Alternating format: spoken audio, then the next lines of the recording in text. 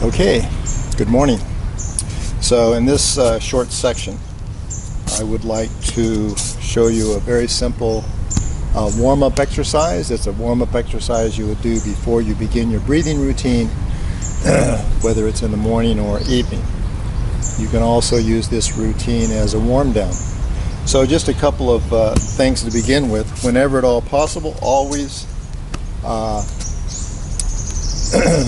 exercise in bare feet and on the ground, earth, if at all possible. So that being said, you should never have bare feet on cold and or wet ground. Don't do that. It just sucks the heat right out of you. Do not do that. The other thing is, as we're doing the exercise, leave the throat open at all times. Leave the mouth open, because as we strike the body, we're striking lightly, but as we strike the body, there's a little bit of pressure, so you want that pressure to flow in and out. Okay, so leave the throat open, part your lips. All right, so you would start off, it's called waking up the chi. You would start off by rubbing your hands together vigorously, heat them up, get some chi in there. Place your right hand on your right cheek and rub your forehead 12 times, vigorously. Change. Now rub your mouth and chin 12 times.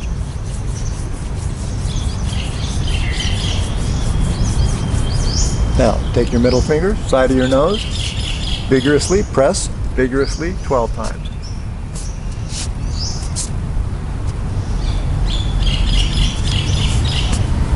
Okay, now the bridge of your nose, so you put your middle finger on the bridge of your nose, which goes all the way up to your forehead, press, vigorously, rub 12 times.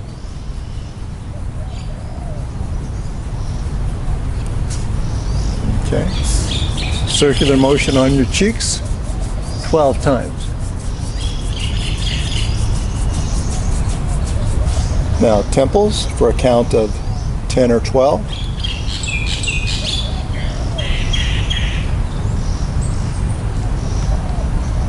Okay.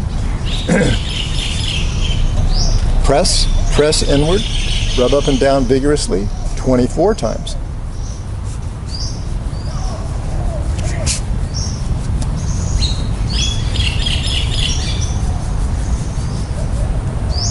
Shake off any old chi. Now use your thumb and the side of your knuckle, and you're going to have this motion, and your ear will be in between this. Okay, do not use your thumbnail at all. So go to the top of your ear and press as hard as you can and rotate 12 times.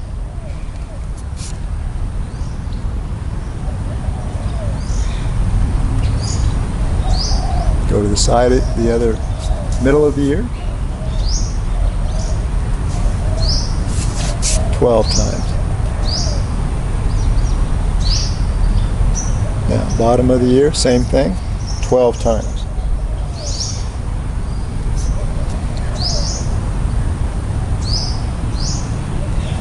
Now, shake off any chi. Now, you're going to grab your ear, the top of your ear, and you're going to twist and pull. So you squeeze as hard as you can and you twist and pull 12 times.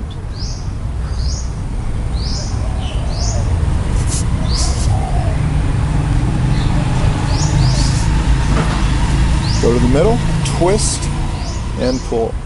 Squeeze as hard as you can 12 times.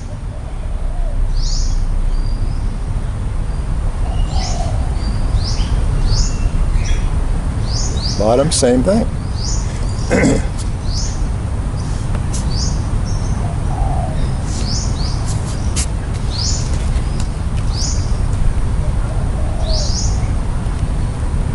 Shake off any old chi. Now, using the pads of your fingers and your thumb, not your fingernails, press and go back along your scalp. The thumb goes along the side of your head, both thumbs. And this activates and stimulates the acupressure points and meridians in your scalp. And you would do this six times or so. Okay, then you take, and with the pads of your fingers, no fingernails, you tap the sides of your heads, work your way up, top of the head, come back down to the neck, move around to the top of the head again, back of the neck, come around, top of the head. And you would do this 3, 4, 5 times. Up to you. Now, slap, back of the neck. You can also use your fist 12 times. Okay? Other side, slap or use your fist 12 times. Make a fist, back of the shoulders 12 times. Other side.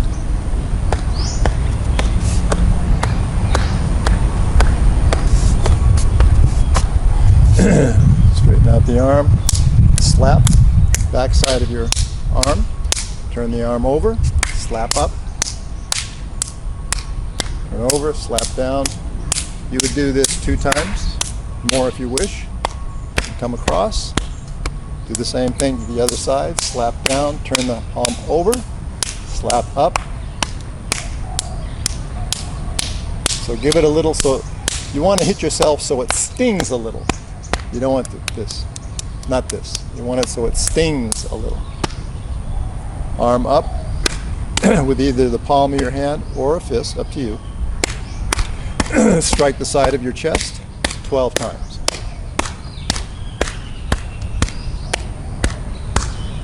Move to the other side. Same thing, 12 times.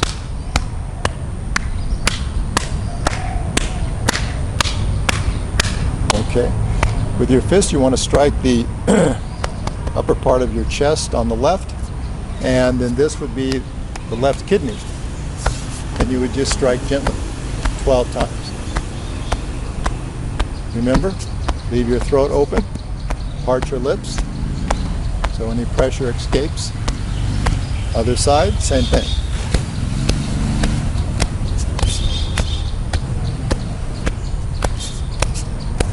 Okay. Now, move your hips. So you're hitting the opposite kidney. So, okay.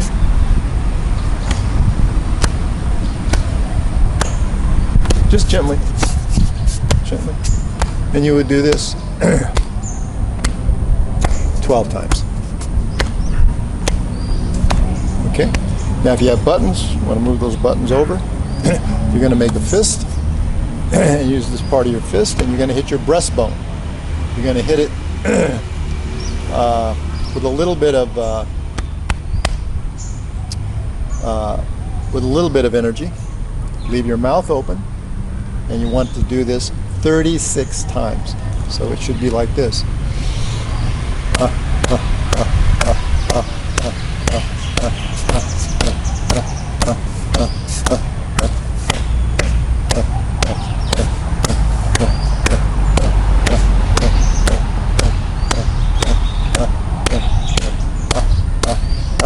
Okay? Not like this. No. A little bit of pressure right on the breastbone. Leave the throat open. Let the air escape. Okay? Now, slap the back of your butt and the back of your legs all the way down. Then turn, slap the inside of your legs. Come all the way up.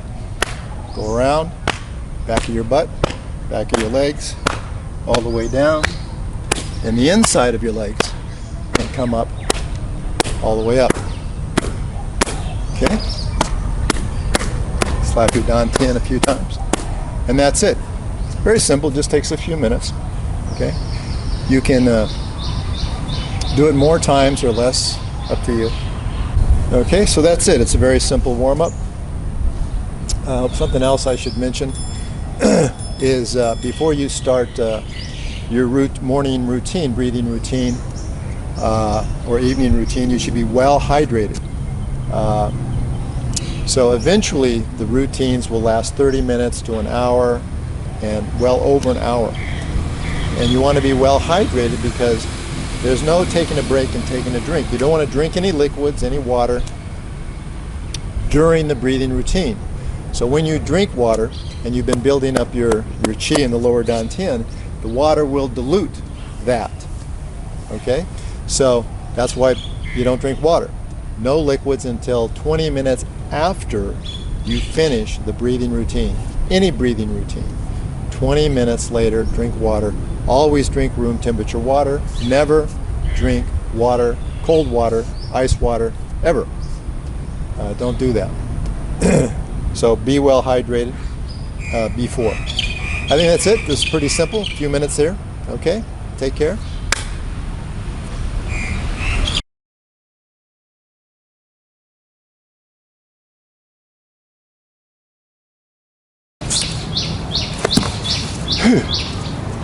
Okay, good morning.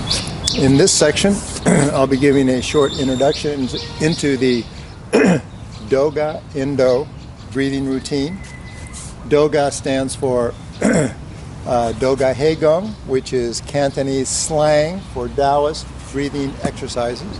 The formal name is Doga-Yuan-Shan shirt, and this translates into Taoist life nurturing techniques. Okay, Indo simply stands for Indonesia because the Indo postures I happen to learn from an Indonesian man. It's that simple. Okay, if you type in DogaHayGung into the internet, YouTube, you'll find the channel, which you may or may not find interesting. Okay. Noise. Normally, we do not come here to practice, to do our exercises in the morning. We have a lovely little place, a short distance away, ideal in every way. Lots of people go there. There's lots of room for everyone. It's really a nice, very quiet space. Unfortunately, it does not lend itself to filming.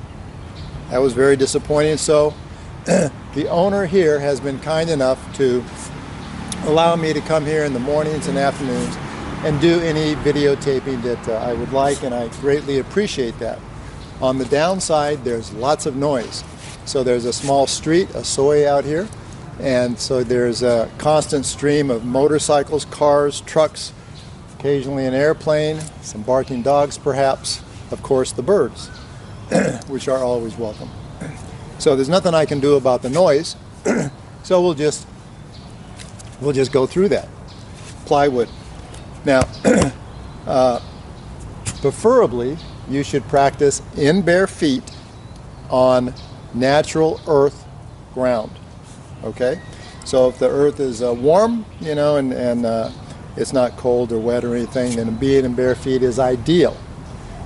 Of course, if it is cold and or wet, you would put on some kind of footwear. So now we're in the cool season here, and the ground is very cold. And that's why I have all this on. So I'm on the plywood to insulate me from the cold because I want to be in bare feet so you can see the bare feet in the different postures. Water. Be well hydrated before you do any breathing exercise. Do not drink any water or any liquids during the routine, whatever routine it may be. All that does is dilute the chi and sort of defeats the purpose of what you're trying to do. Once you finish your routine, you should wait at least 20 minutes before drinking any water, any liquids, for the same reason. The body, the chi, needs a little bit of time to settle down and diffuse, go throughout the body, and that takes a little bit of time, so 20 minutes is sufficient, and then you can drink whatever waters, liquids you may want. This also goes for using the bathroom, the toilet. Same reason. Just wait 20 minutes, okay? Okay, reading. I trust you've read the introduction and the key, K-E-Y, key elements text. A lot of good information in there. Now the text, the pages turn every few seconds. So what you need to do is use the pause button, which is in the corner over here, or maybe click on the video screen. Use the space bar on your computer or device, and some computers and devices actually have a pause button, and that'll stop the video and it gives you time to read. Okay? Things to remember throughout all 19 postures. All right.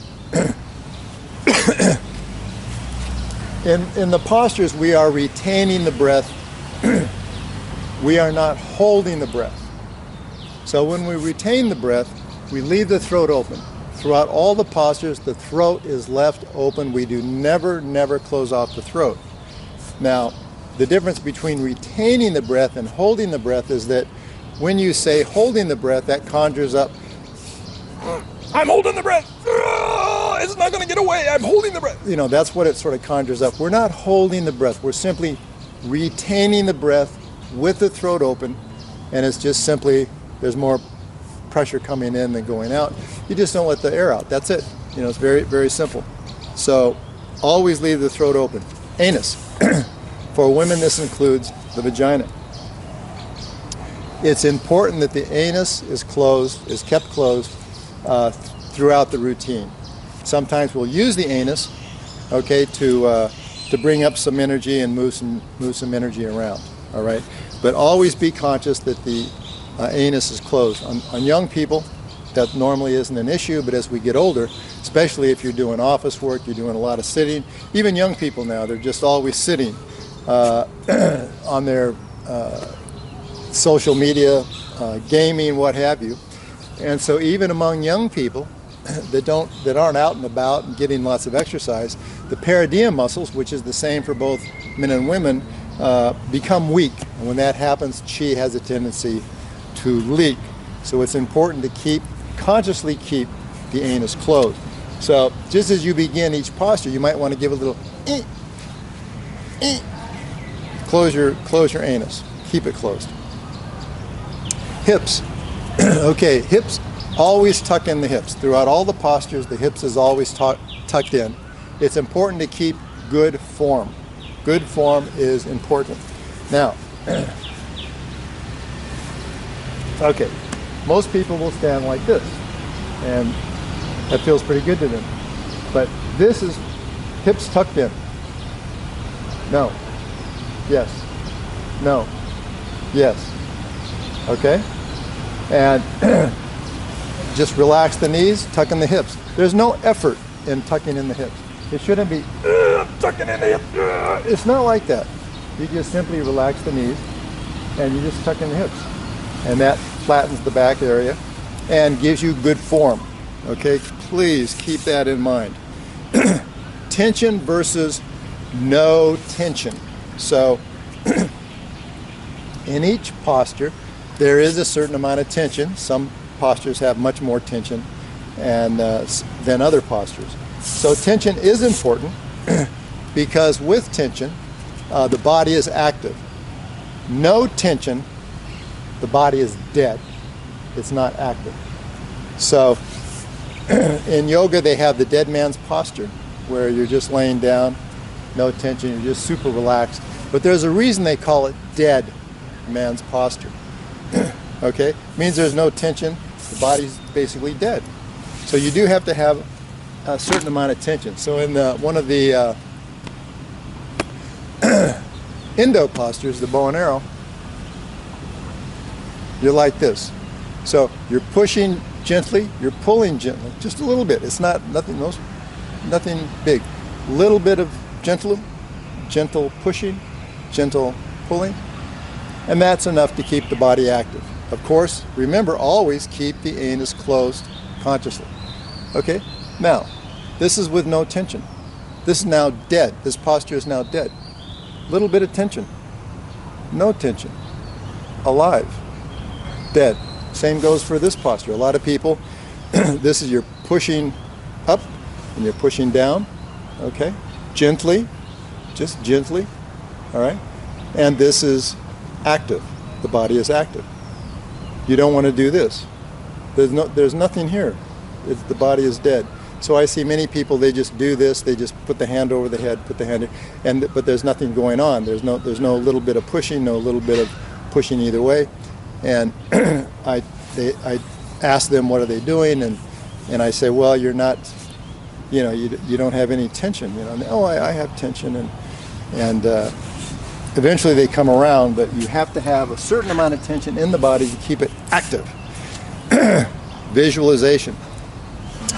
Visualization is very important. You must keep your visualization clear from beginning to the end of each posture. Keep it active, all right? This gives you a lot to do. All the more reason, it just stops you from daydreaming and stuff like that. Keep the visualization active throughout the posture. Mastering the postures. Now, traditionally, all right, you would start with posture number 1, and you would practice that for, say, a week, 5-7 days. And what you do is you repeat it over and over and over and over and over again, and you're trying to get familiar with the form, with the movement, with the breath, with the visualization. And as the days go on, and the more repetition you do, the more comfortable you will be in the posture. Not that you will master the posture, moving the chi and whatnot, not that you will master it in 7 days, but there's a good chance that you're that much closer to that. So you would do that for 1 week. The next week you would add posture number 2.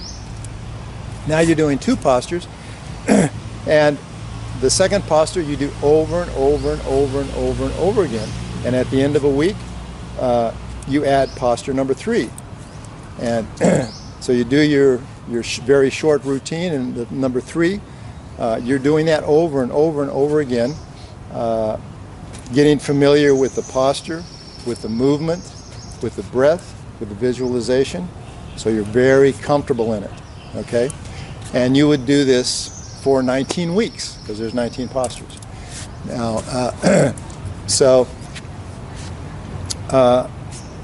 most people in today's world, they just want the postures, and they just start doing all of them together, which is fine. There's nothing wrong with that. That's perfectly okay. But you're only doing each posture just 1 to 3 times. That's it, okay?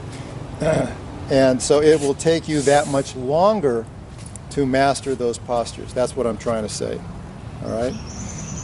Okay, so in the Doga postures 1 through 10, there's a specific beginning breath and a specific balancing breath, all right? So, and in the Indo posture, there is no specific beginning breath, but there is a specific balancing breath.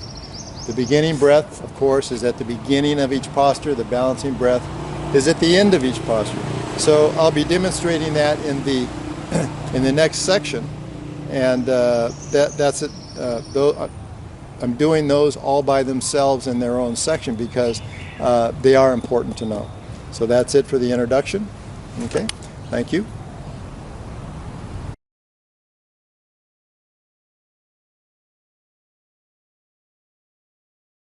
Okay,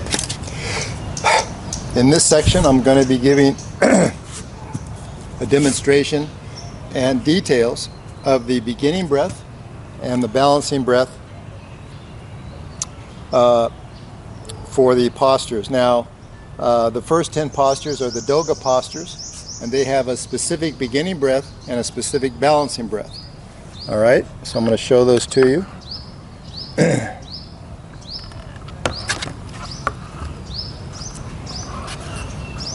Okay, so the beginning breath for the Doga postures is at the beginning of each posture, and that looks like this.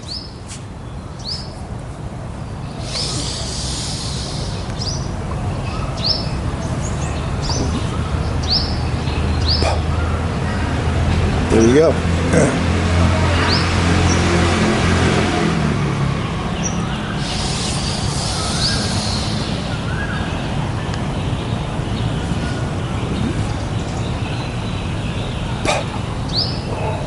From the side.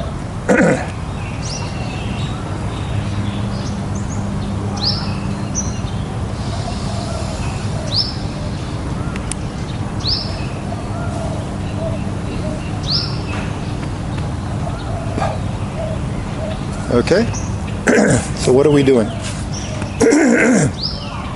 We're inhaling through the nose as we come up, lift our arms and come up on our toes. We come down off our toes, and then we swallow the saliva, which is also called in Chinese medicine jade nectar. We swallow the saliva / jade nectar and the breath at the same time into the dantian. Then we release any breath that is not secured in the dantian. And from there, we move into the posture, and we move and breathe as that posture dictates. That's it. Okay. So we relax, have to be relaxed. Like this, just relax. Okay? We want flowing movement all the time. Some people are very militaristic. They're like this. Don't do that. Just relax. Keep your knees relaxed. That's the key to relaxation when you're standing up, is relax the knees. Okay, we start with the left hand, right hand. Inhale through the nose, come up on the toes. Stretch just slightly up. Come down off the toes. Swallow the jade nectar, saliva, and the breath at the same time into the dantian. Release any breath not secured in the dantian. And now we proceed and do the posture, and we breathe and move how that posture dictates. That's it. That's the beginning breath. Okay. Now, something to mention on the beginning breath, two things.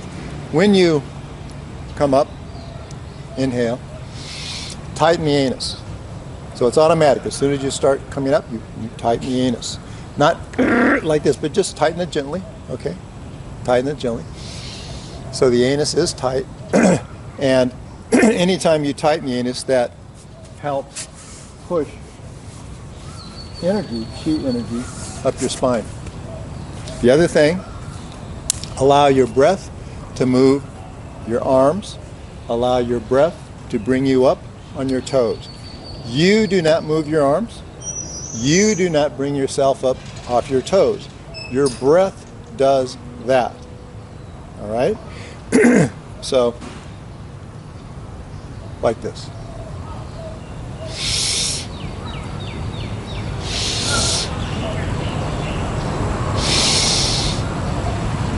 Okay, you get the idea?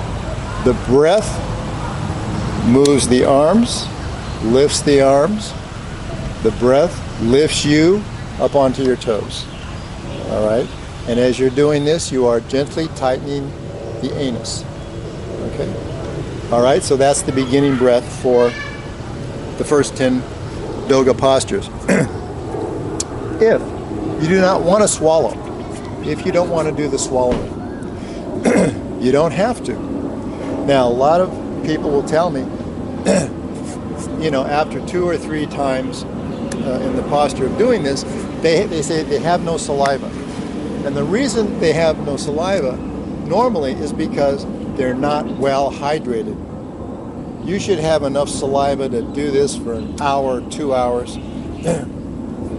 Your body generates saliva. And when it doesn't generate saliva, you're not hydrated. Be well hydrated before before you begin any breathing posture. Okay? But if you don't want to do any of the swallowing, you don't have to. Okay?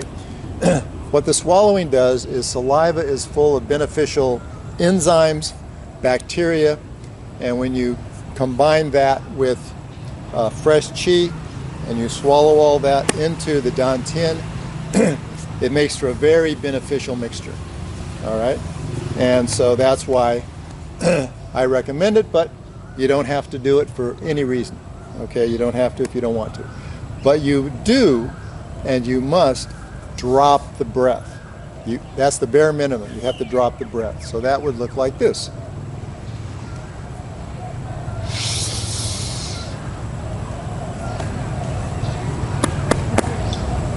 Release any breath not secured in the dantian. On the side. We're just going to do the breath now.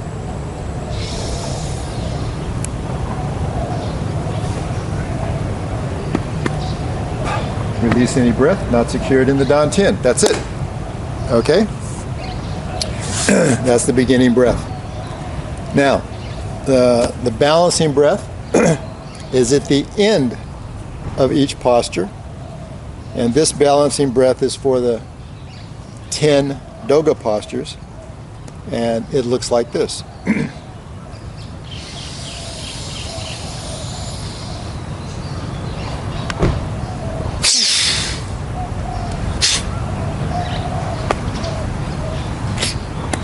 That's it.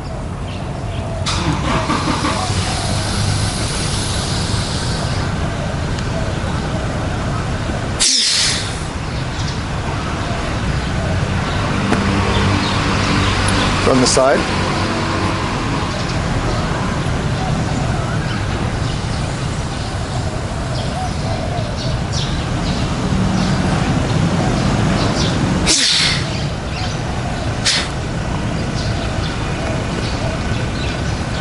Okay, that's it.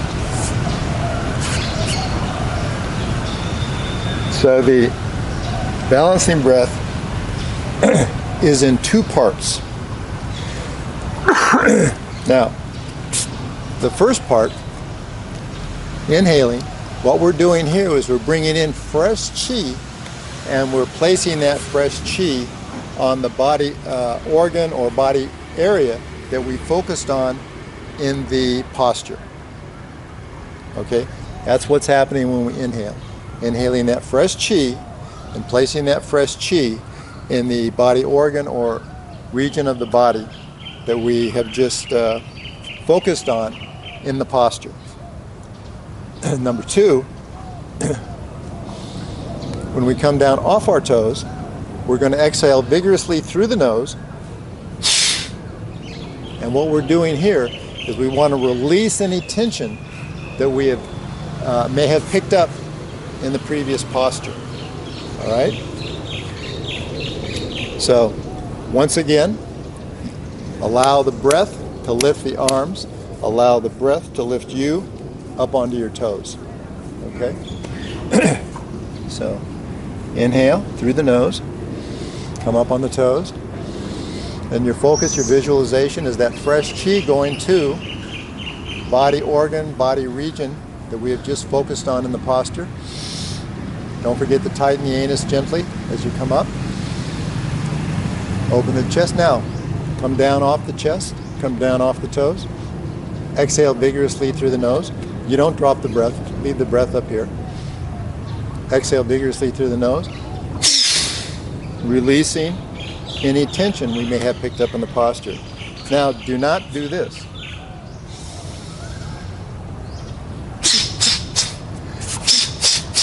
No, no, no, no. This is very relaxed. There's no tension in the hands or arms, okay? This is just, we're trying to release tension.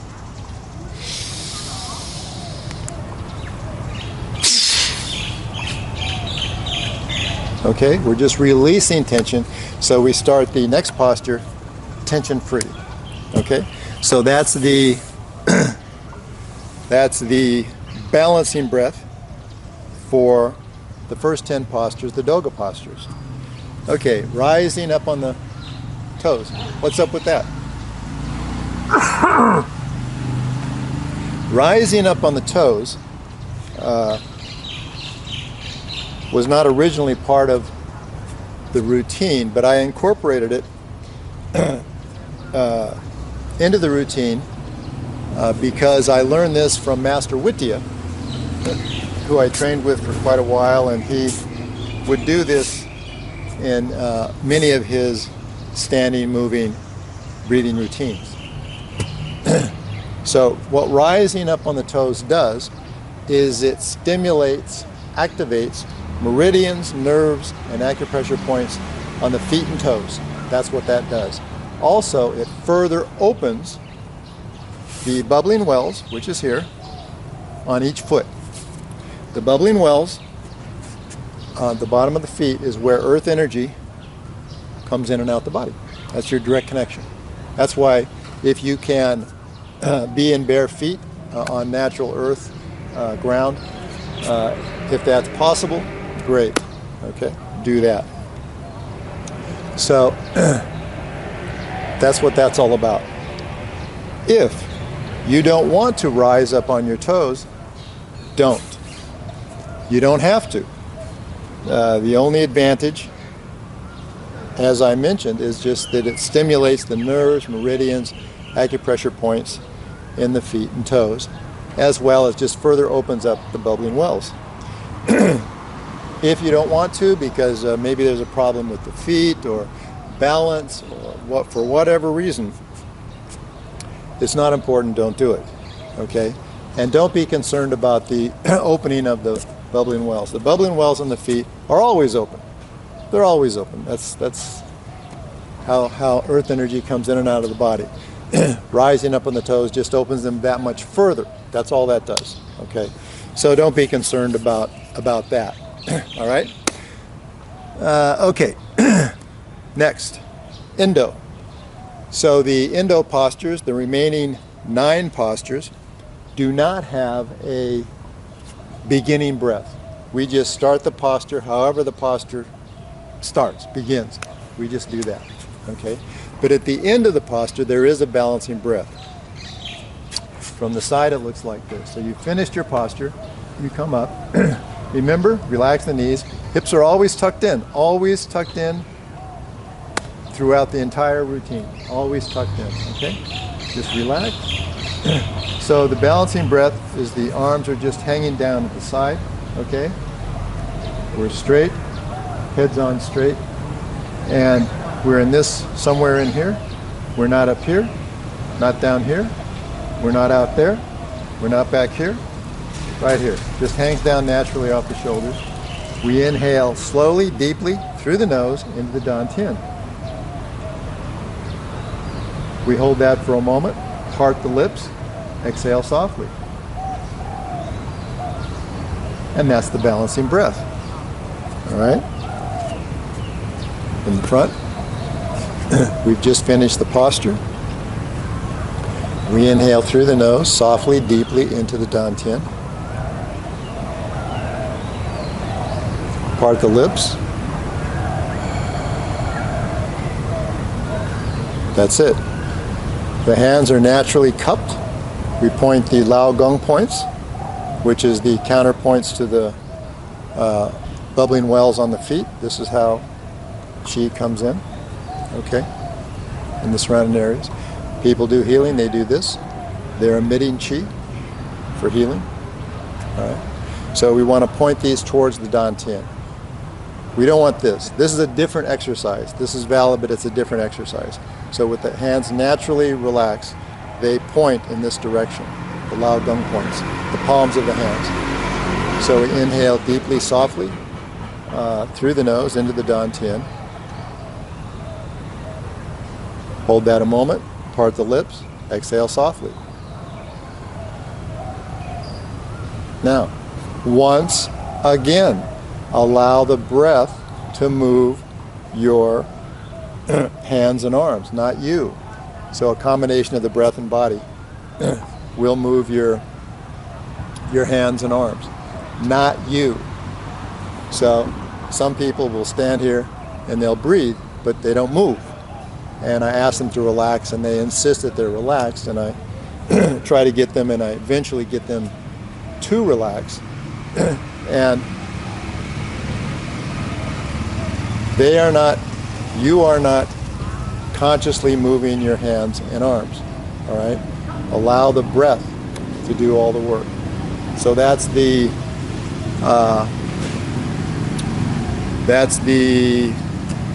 balancing breath for the Indo. So there you go. Those are the specific beginning and balancing breaths for the Indo and Doga. So there you go. Thank you.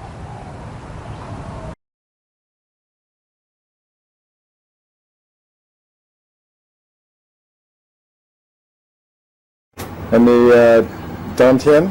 Dantian, swirl Dantian. Dantian, the main descender. Center, the counter is the chi-gung.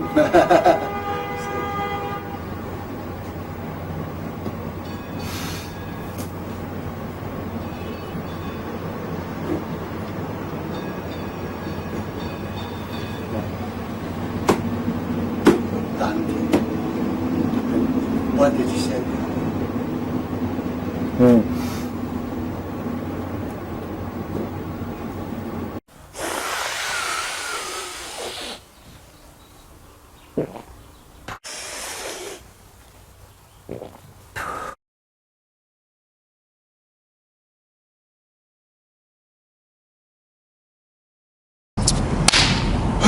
Okay, good morning. Ms. Ma'am has agreed to come down and help me this morning. We are going to demonstrate the Doga-Indo routine as you would do it normally. Okay? So there's two of us. She, for the most part, will be facing forward. I will be facing sideways. That way you have a side and forward view. Okay, ready? Yes. Okay. We start with 3 beginning breaths.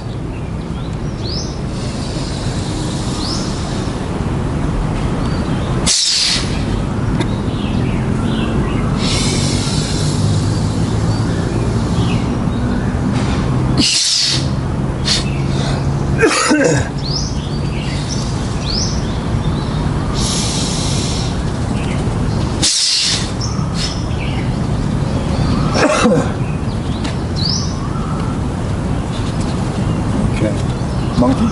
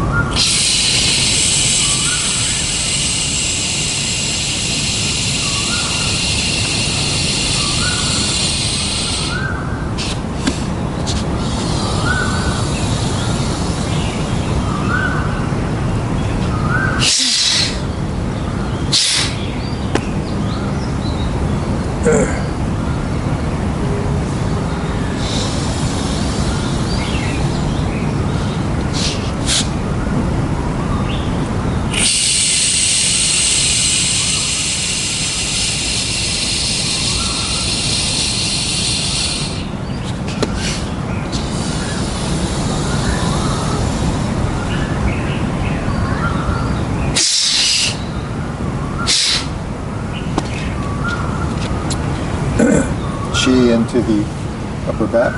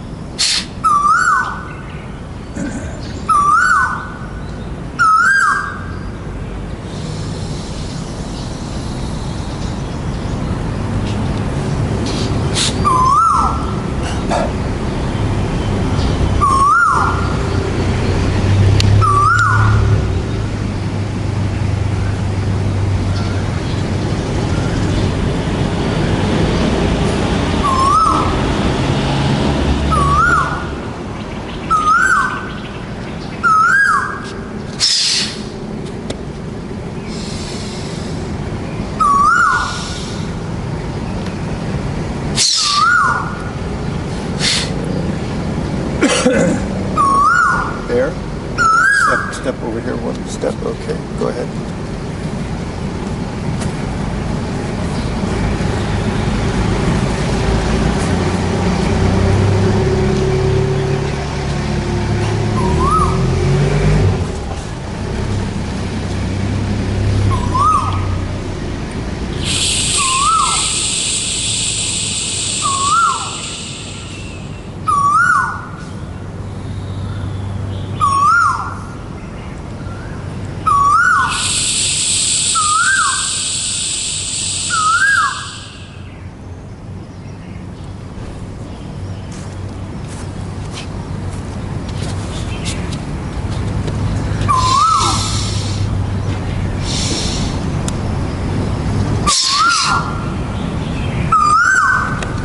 Bringing in chi through the eyes into the kidneys.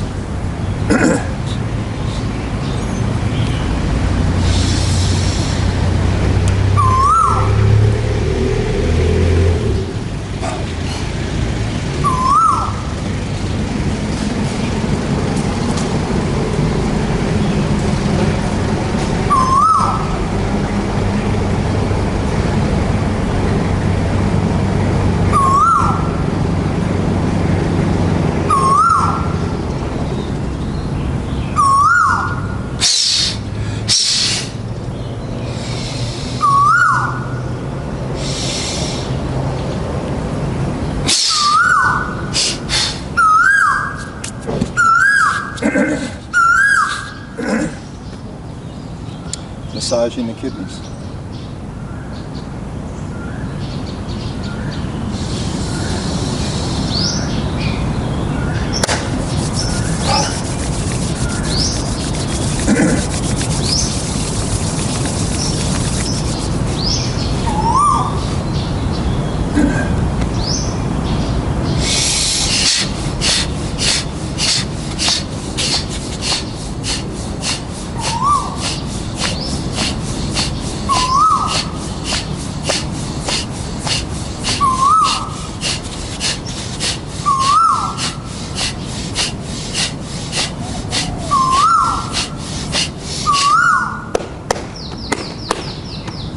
Squeeze.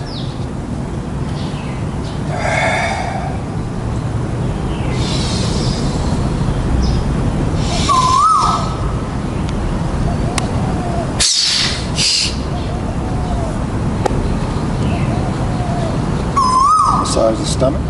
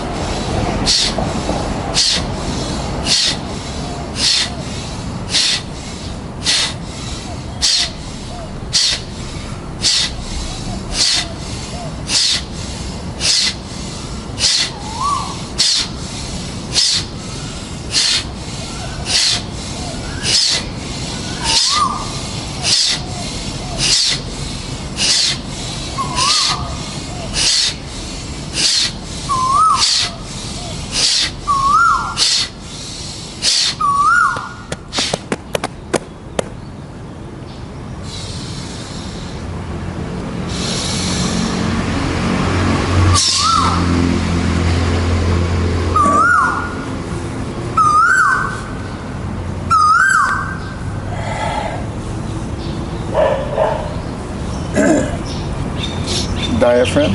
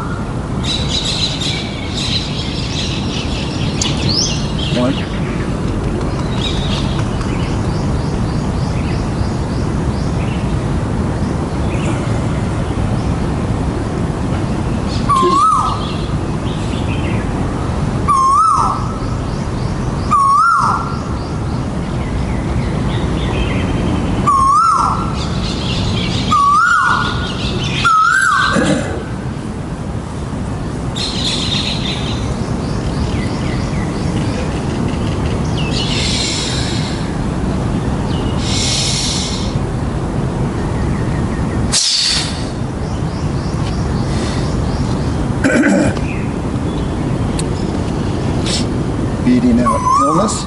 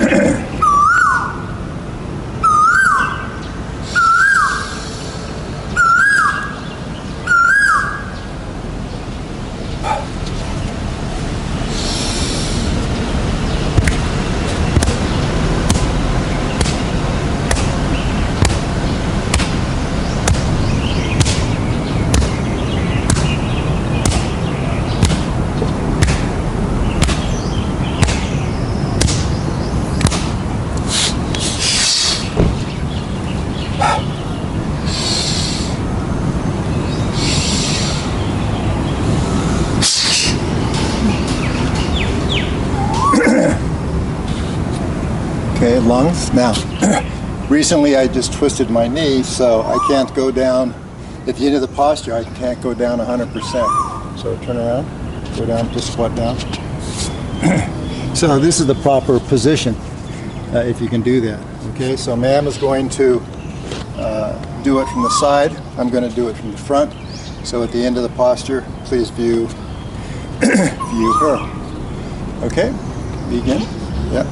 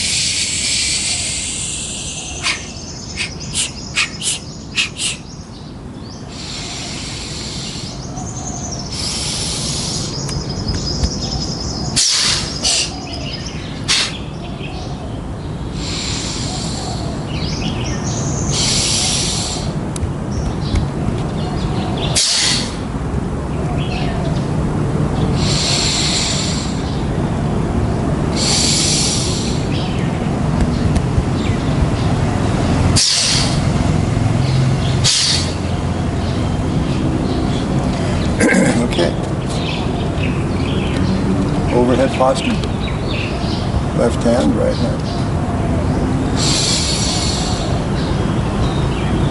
Relax the shoulders, drop the breath, relax the knees.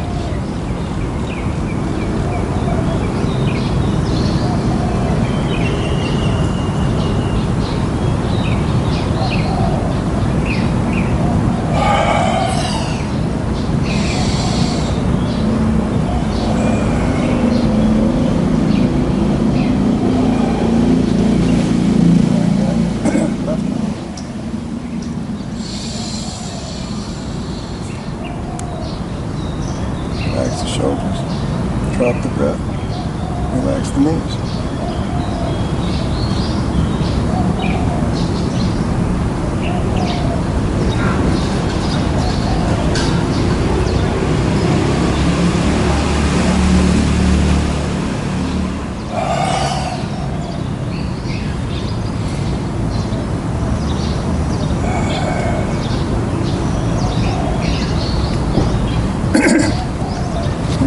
Bow and arrow.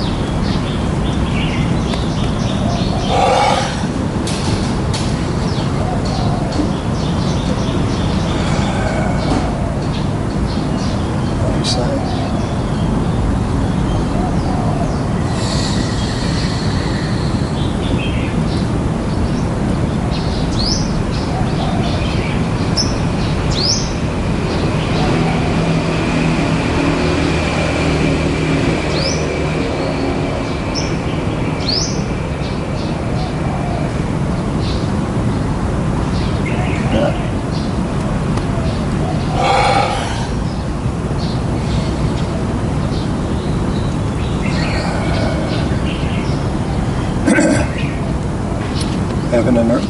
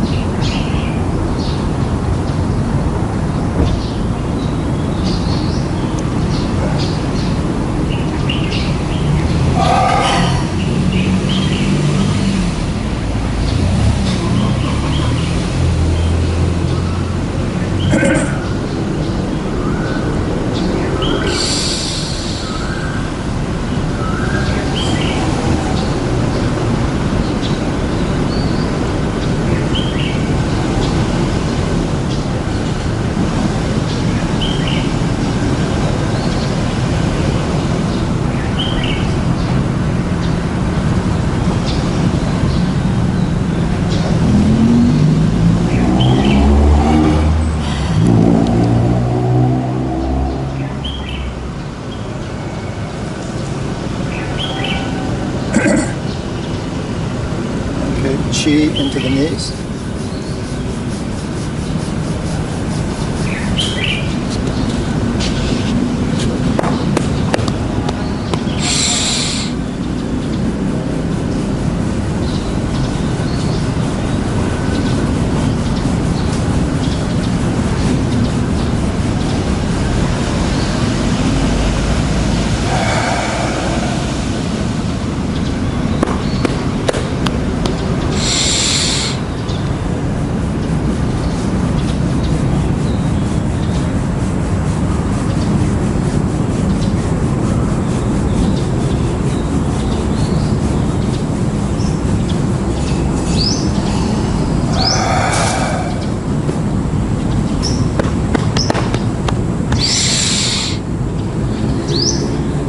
Up, knee up.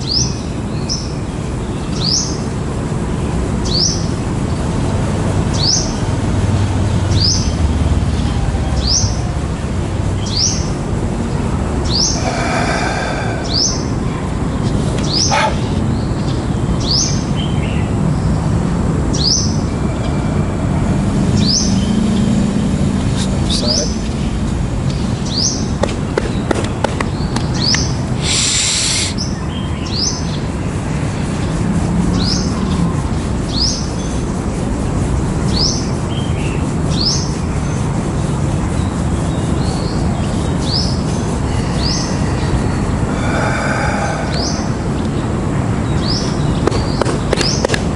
Toes up, knee up.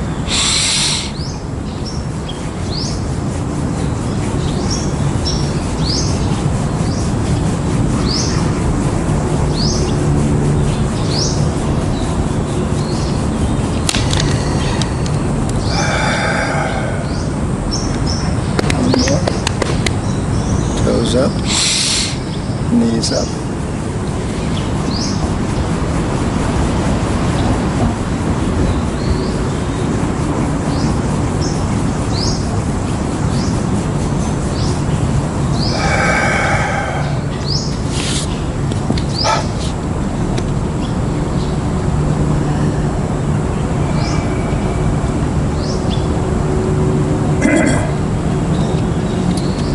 Okay, roll.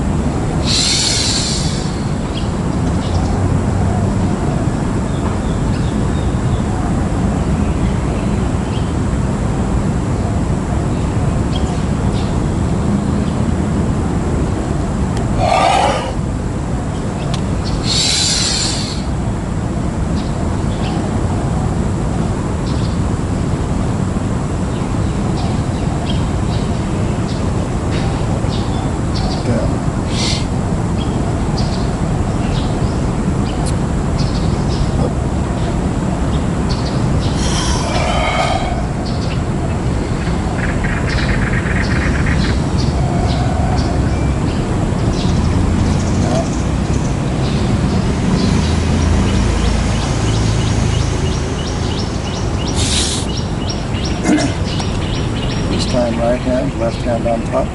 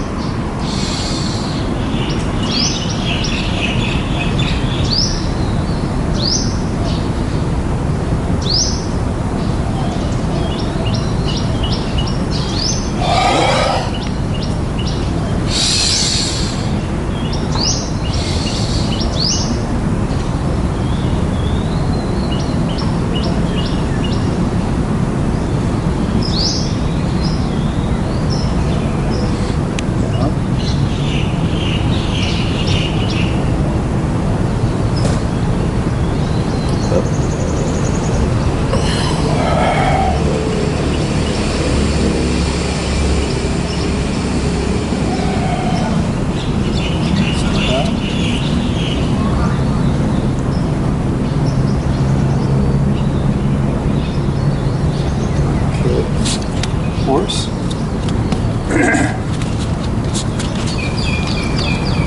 Knees out.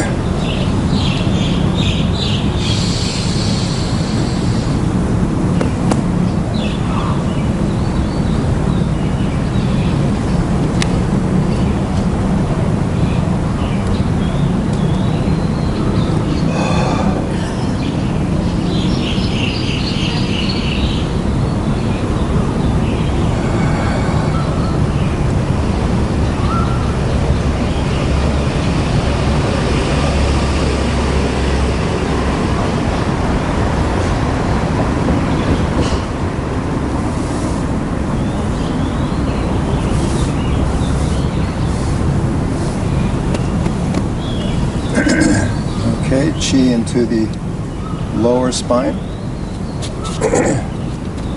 Okay.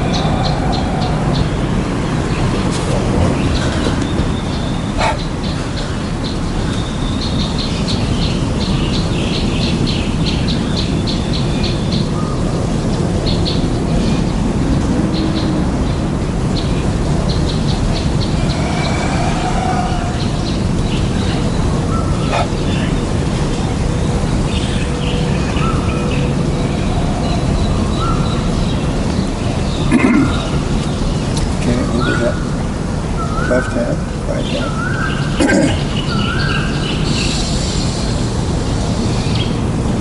Relax the shoulders, relax the breath. Relax the knees.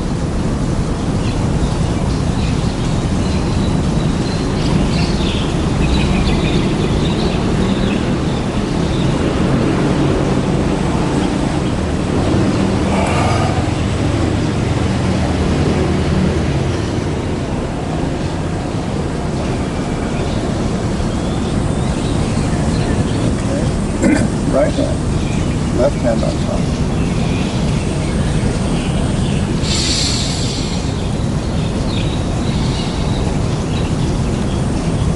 Relax the knees, drop the breath. Relax the shoulders.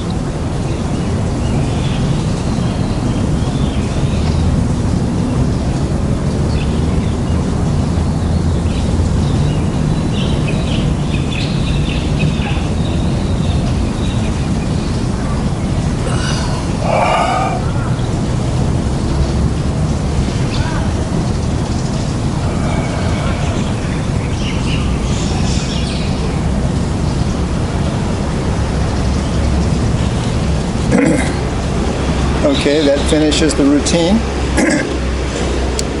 So you can just stand there for a few minutes. Left hand on the dantian, right hand on top, or reverse, up to you. And just relax and just sense your body, the chi, what's going on. Do you feel circulation? Yes, no. Feel connected to the earth, the sky. Feel a small circulation, a large circulation. Just relax. Relax the knees. Hips are tucked in. Head straight. Back straight.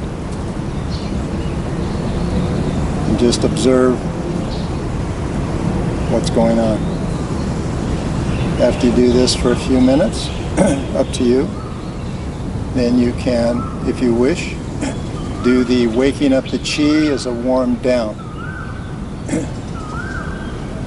And once you finish, don't drink any liquids for at least 20 minutes.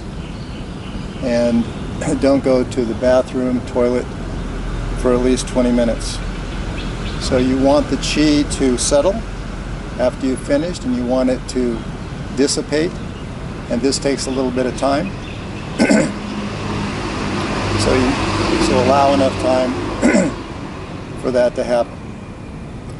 And that's it. There we go.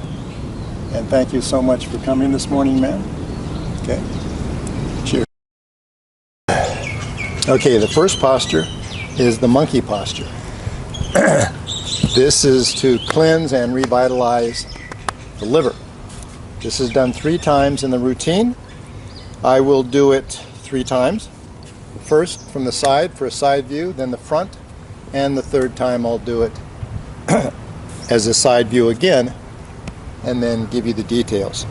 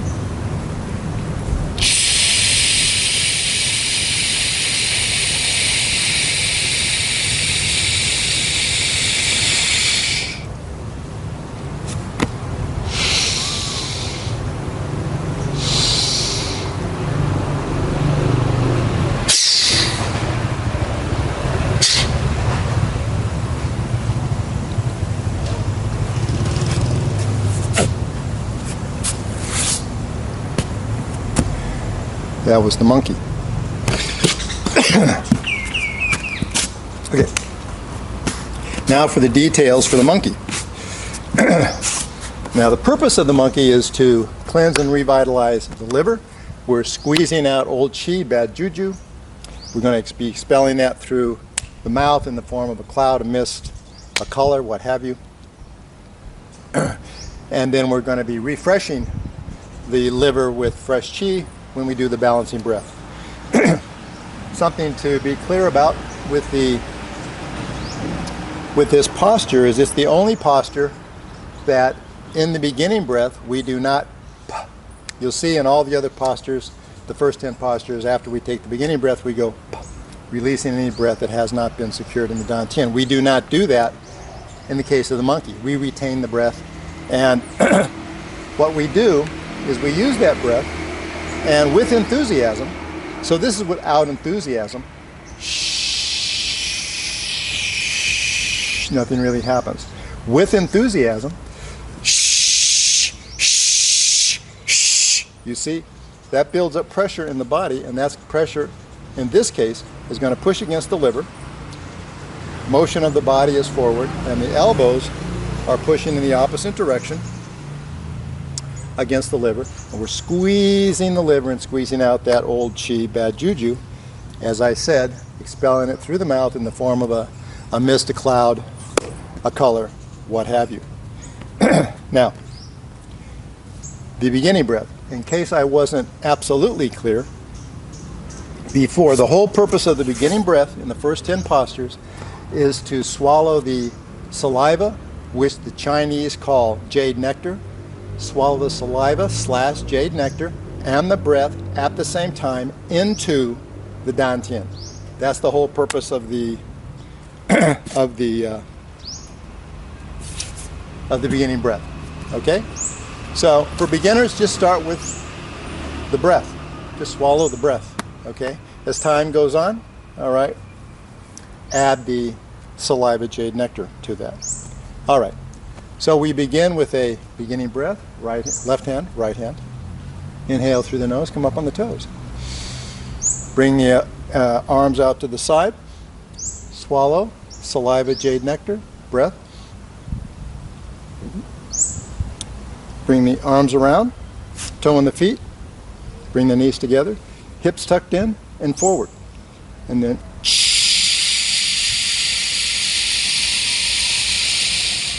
and we keep up the enthusiasm as long as we have breath. And when you finish, all right, so your visualization is you can feel the liver being squeezed, all the bad juju, chi, being expelled through your mouth. Okay? Close your eyes if you need that, do that for better visualization. When you finish, open up the feet. Finish with a balancing breath, bringing in fresh chi into the liver. Come down off the toes, exhale vigorously through the nose, thus releasing any tension we may have picked up in the posture. All right? So I'll do this from the side for a little better clarity. You start with the beginning breath.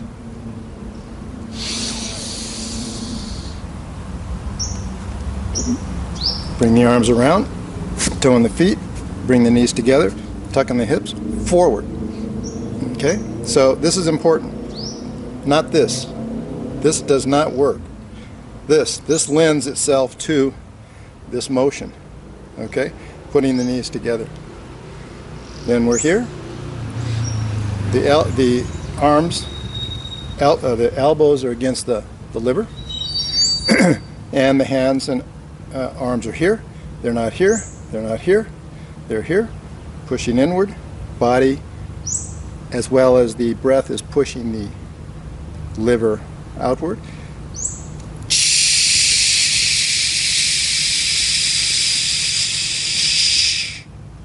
And we do that for as long as we have enthusiasm and breath.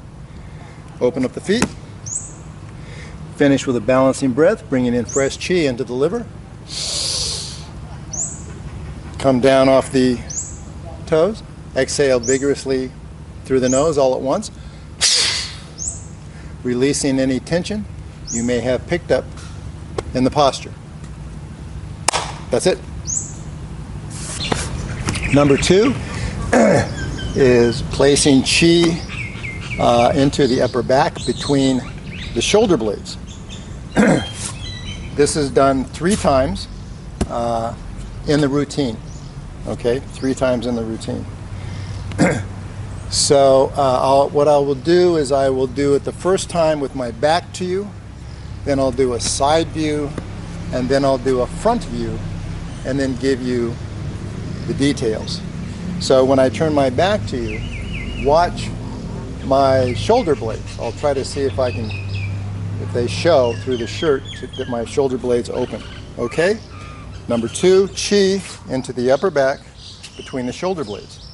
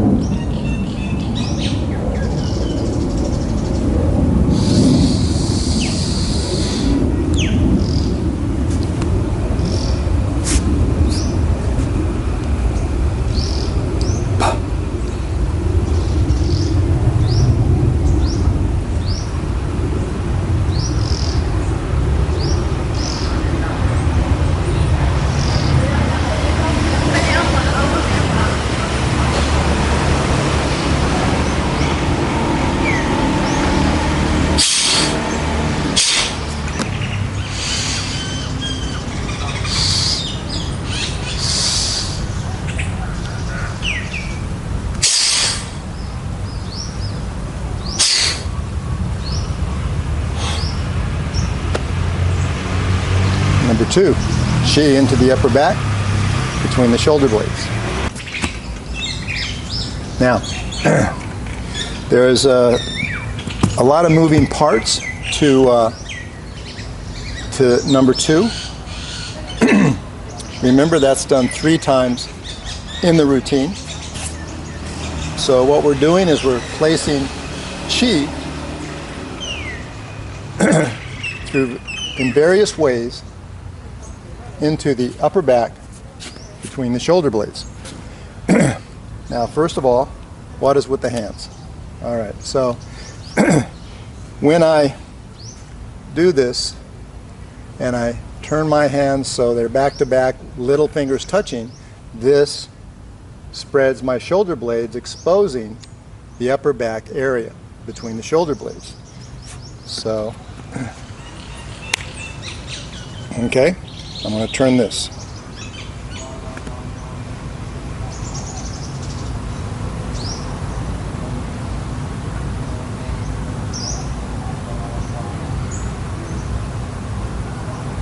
Okay, so you should have been able to see that open up. So that's the purpose of the hands.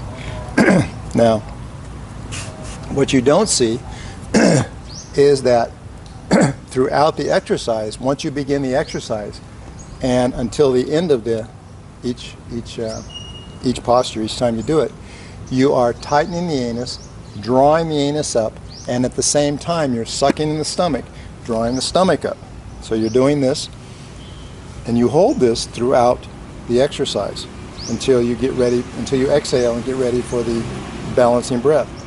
So what you're doing here is you're squeezing the anus, drawing it up, sucking in the stomach, drawing it up, and you're bringing the internal chi, you're visualizing the internal chi coming up, migrating up to between the back, between the shoulder blades. That's what you don't see. But that's a big part of the exercise.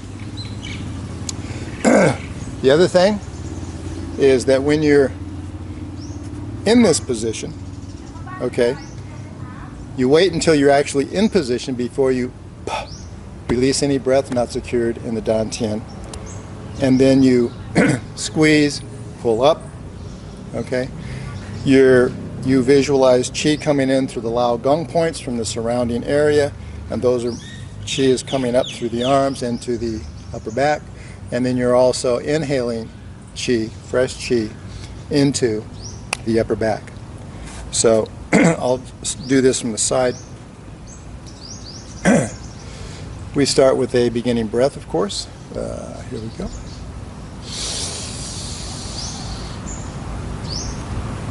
Swallow the jade nectar. Breath. Toe on the feet. Bring the hands back to back. Open up the shoulder blades. Release any breath not secured in the dantian. Bringing the knees together. Now we squeeze the anus, suck in the stomach. Okay.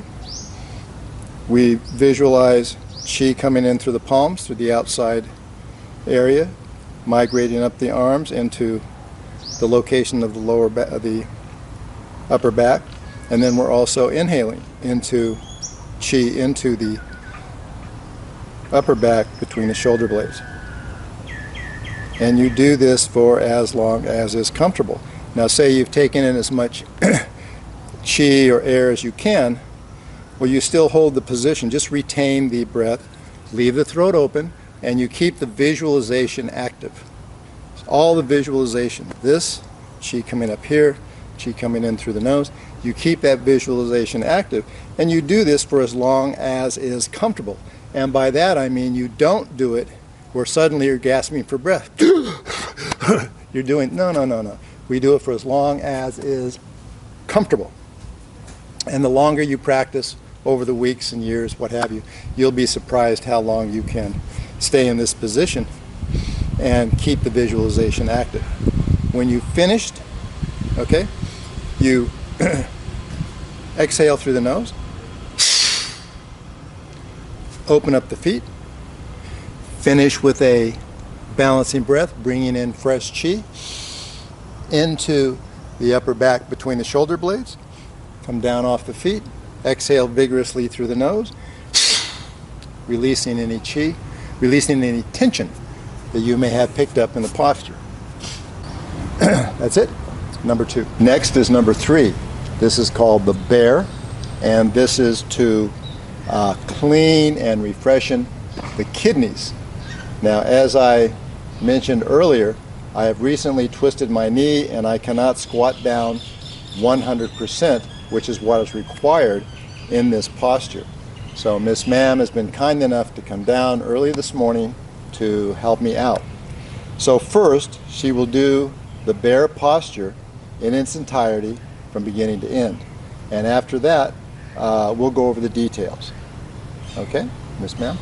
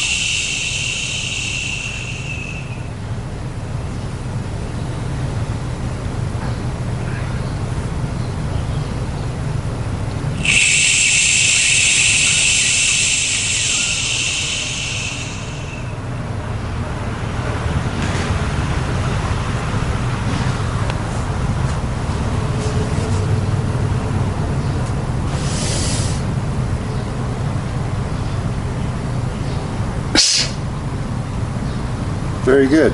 Oh, excellent. Very good, very good. Thank you. Okay, now for details. She begins with a beginning breath.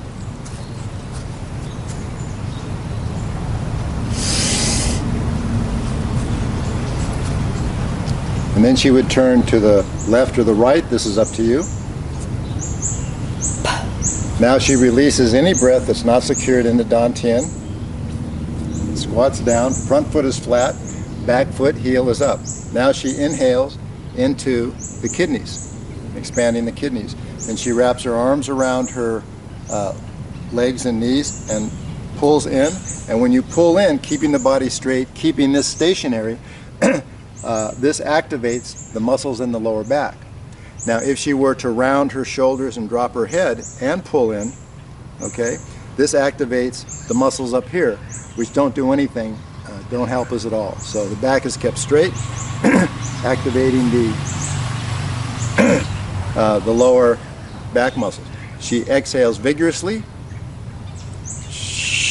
Okay, that builds up pressure in the body, and that pushes the kidneys against the lower back, squeezing out the old chi which she expels through her mouth. Okay, then she relaxes, inhales again into the kidneys. She should feel the kidneys expanding. Now she exhales again through the mouth vigorously, and this squeezes the kidneys, expelling old chi through the mouth, and she can do that in the form of a mist, a cloud, a color. After that, she comes up. She finishes with a balancing breath, and this brings in fresh chi into the kidneys, as well as releasing any tension that may have built up in the posture. Okay, so just squat down right here. Yeah. So what you don't see is that when she's in this position, you keep this space in here. So this stays stable, this doesn't move. All right, she doesn't bring the knees together. Doesn't bring the knees together, not like that. Okay, knees stay open. This is your platform. She pulls in, okay, and that's what it looks like from the front. Okay, very good, great. Thank you. Okay, thank you so much. Okay, the next posture is number 4. Chi in through the eyes, into the kidneys. Okay, so I'll perform this as you would in the routine. We only do this one time in the routine, and I'll do it from the side because that's the best viewing angle.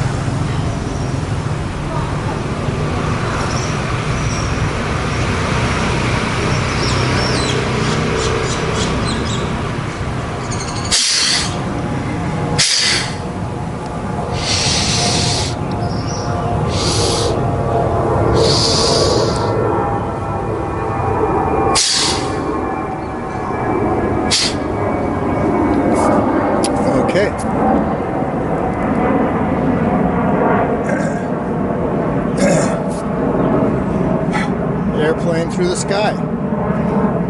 Okay, number 4. Chi in through the eyes and placing that into the kidneys. So we start with a beginning breath.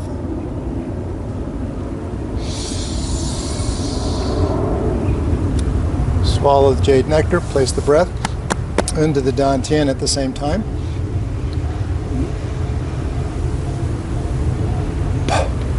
Release any breath not secured in the dantian. Now, we place our hands over our knees We don't put any weight on our arms. The legs hold you up. The legs hold you up. So all the postures, 1 through 19, have varying amounts of tension in them. And a little bit of tension is good, but not only that, but we need it, because a little bit of tension keeps the body active. We don't want a dead body. We don't want a dead posture. So we tuck in the hips, move the hips forward, come down, place the hands over the knees, and your legs are holding the body up. Some people have longer, shorter arms, longer, shorter torso, so you may have to adjust a little, but you tuck in the hips forward, and this is the posture you want, what you're looking at. We don't want this, okay? We don't want this. This does nothing. We want this with the hips tucked in. See that? No tuck, with tuck. No tuck, with tuck. And that tucking in exposes the kidneys and puts us in the proper alignment. Now we have released any breath that wasn't secured in the dantian. We gaze out into nature, whatever we have. Hopefully there's some grass, trees, shrubs, mountains maybe. And we bring in chi, that natural chi, in through the eyes, and at the same time breathing slowly in through the nose. We commingle that and we place that into the kidneys. Now, you inhale as much as you can, and after there's nothing else to inhale, you leave the throat open, but you keep the visualization active. And you could do this for quite a while. Keep it active, chi coming in, and visualize chi coming in through the nose. Although we've filled up our capacity, you can leave the throat open and use your visualization. You do this for as long as is comfortable, and when you finish, exhale vigorously through the nose. Come up. We finish with a balancing breath. Inhaling fresh chi into the kidneys, coming down off the toes, exhaling vigorously through the nose, releasing any tension that we may have picked up in the posture. Okay? That's it. Very straightforward. The posture is everything, the correct posture, hips tucked in, forward. Okay? Visualization, keep that active. This one, you have to have your eyes open because you need to be bringing in, visualizing chi coming in from any natural surroundings you may have. Hopefully there's something. One potted plant would be enough, okay, if you're inside. But something alive, so you can bring that chi in. Okay? That's number 4. Bringing in chi in through the eyes, into the kidneys. Okay. Next is number 5. This is massaging the kidneys. This is done one time in the routine, and the actual massaging is done 36 times. So I'll perform that, and I will just move around so you can see what it looks like from different angles.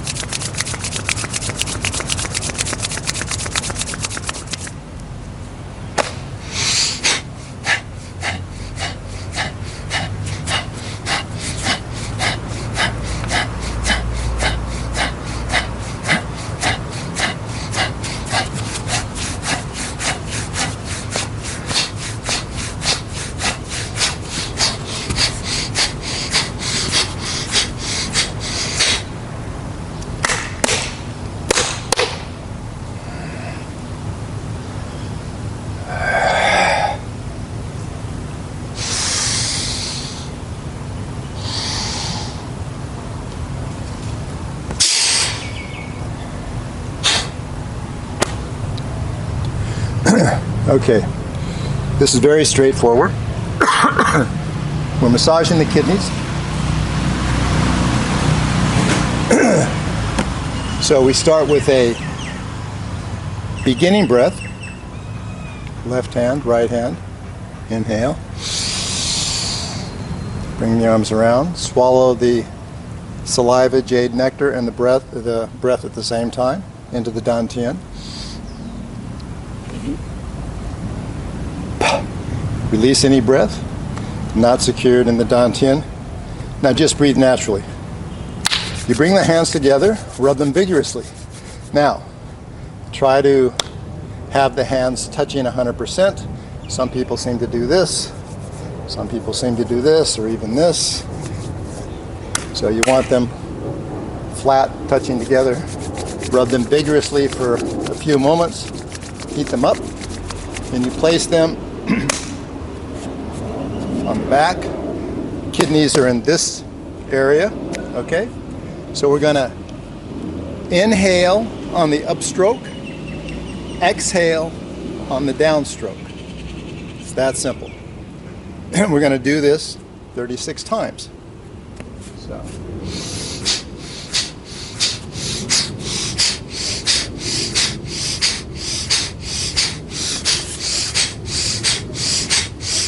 Inhale, exhale, inhale. And you find a little rhythm. Just some kind of rhythm. And you massage with some force. So this should be starting to get red, pinkish color. Okay? And then when you finish, you can tap the kidneys. Squeeze the kidney area. And then you finish with a balancing breath. Bringing in fresh chi into the kidneys. Come down. Exhale vigorously through the nose in one breath. Releasing any tension we may have picked up in the posture. That's it. Okay. Next, number 6 is massaging the stomach. Same principle. Okay, so the area we're going to concentrate on would be this area. Okay, the liver's here, stomach's over here a bit, but we're going to concentrate on this area just below the ribs. Okay? So I'm going to perform this for you. Side and front, I'll move around. This is done one time in the routine, and the massage movements are done 36 times. Here we go.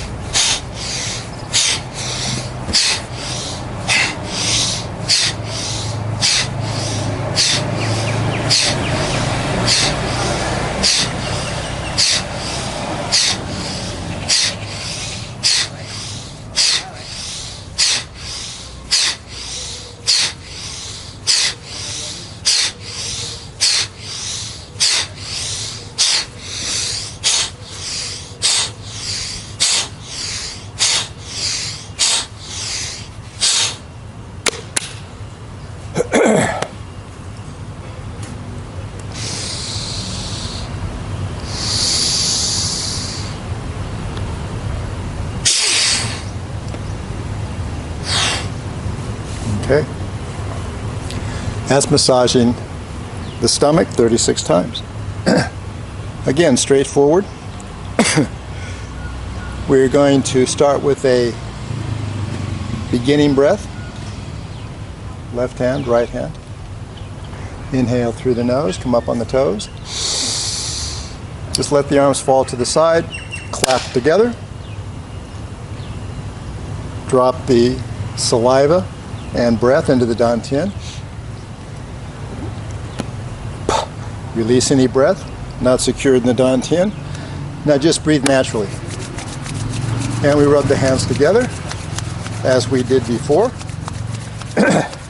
Now we're going to focus on this area here. Okay. So we're going to put the right hand here, left hand on top. We're going to primarily be using the palm of the hand. All right. Now we're going to inhale and push the stomach in. All right, this bottom area. Push it in, and when we come over the top, we're going to exhale vigorously.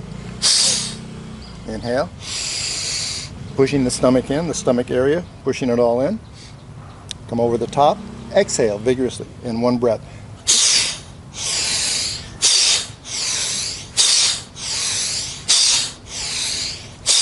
Okay, now, as I've mentioned before, is anytime you exhale vigorously through the nose, not vigorously, nothing happens. Vigorously, you see? So we're pushing the stomach out with our breath when we give that sudden inhalation. So we're pushing the stomach in, and then we're pushing the stomach out. Okay? Inhale, push the stomach in. Vigorous exhale, push the stomach out, and we rub over the top. You do that 36 times, and if you do it correctly, it should be a little red. Okay, we want to do it with some force. All right, not light. And when we finish, just give it a few taps. Then we finish with a balancing breath. Inhale. Come up on the toes, inhale through the nose, putting pressed chi into the stomach. That's what you're visualizing. All the time you're visualizing the stomach throughout the exercise. And we come down, exhale vigorously through the nose in one breath. Releasing any tension that we may have picked up in the exercise. So that was the stomach, number 6. Next is number 7, the diaphragm. We're going to be stimulating, massaging the diaphragm. This is done once in the routine, and it's done with a count of 24. Okay, so I'll do this for you. I'll start from the front, I'll move to just turn to the side so you can see that, and then come back to the front and then give you the details. Okay. Number 7, the diaphragm.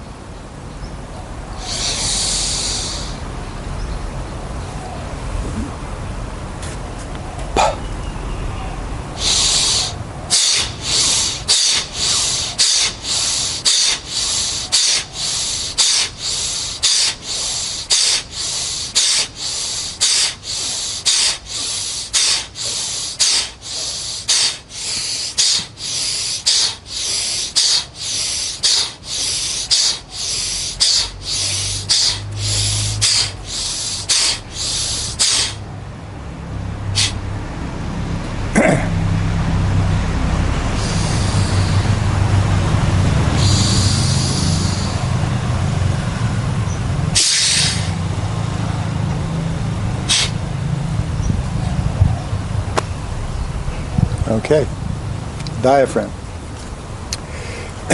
Okay, what are we doing? First we start, as always, with a beginning breath. Inhale. Swallow the saliva, jade nectar, and breath at the same time into the dantian. Release any breath not secured in the dantian. Now just breathe naturally. Feet are parallel underneath the shoulders. Arms are at the side. Head is straight. So during the exercise, we're not like this. We're not like this. Head is straight on the shoulders, forward. Close the eyes if possible. If not, okay. Make a light fist. Lock the elbows. So we inhale and exhale through the nose. Inhale. exhale. Inhale, exhale.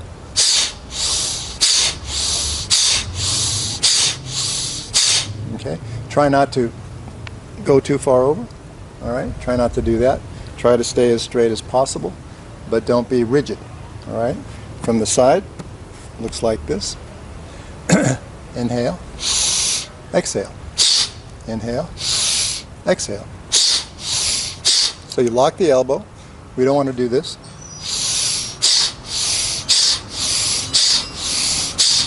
Okay, we do that for a total of 24 times. When we're finished, we finish with a balancing breath, bringing in fresh chi into the diaphragm. We visualize that. We come back off the toes. We exhale vigorously through the nose,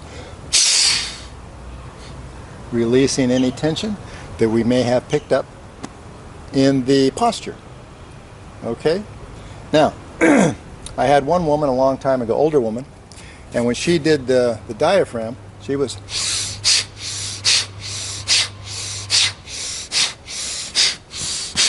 rocking. And the thing was, she was exercising the diaphragm. She was exercising her legs. She was doing it. So I couldn't really complain. I asked her to try this, but for some reason that's what happened. It was perfectly fine. She was doing the exercise. I wouldn't teach it that way, but anyway, there you go. So just a small point. Make the exercises your own. Yes, you have to do them correctly, more or less, depending on what the exercise is. But so you do have to have a certain amount of discipline and an understanding of what it is you're trying to accomplish. But you can make it your own in how long you do the exercise, how long you retain the breath. How long you retain the breath is up to you. Everybody's different. Over time, you should be able to retain the breath in the various exercises for a bit longer. You should never retain the breath to the point where you're trying to gasp for breath. No. You just retain it for as long as is comfortable in the various exercises. In this one, and the massaging the stomach and kidneys, you're not retaining the breath. You're just doing the breathing as you go along. So, anyway, that's just don't get rigid. That's what I'm trying to say. Just don't get rigid. Okay. The next exercise is number 8. This is for the thyroid. This is done once in the routine for a count of 12. All right? So I'll do that for you. And then again, I'm just going to turn to the side and then to the front just to give you different angles. All right? So we're going to start off from the front.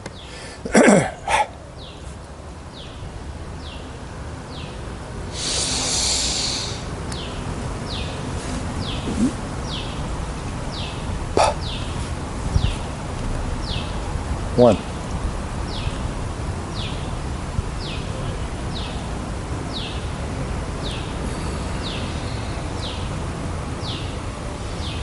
Two.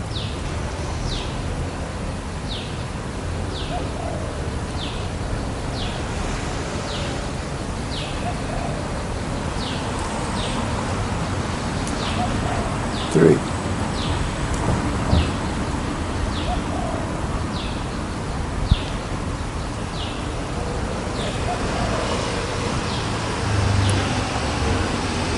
4.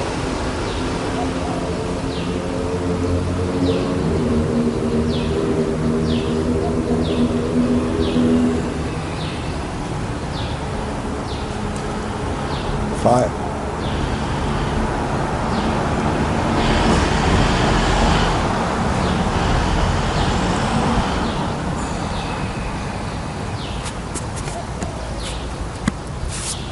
6.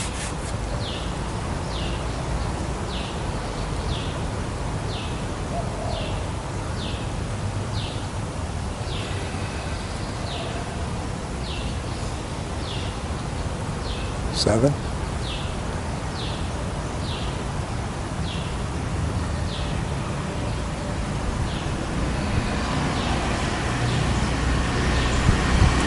8.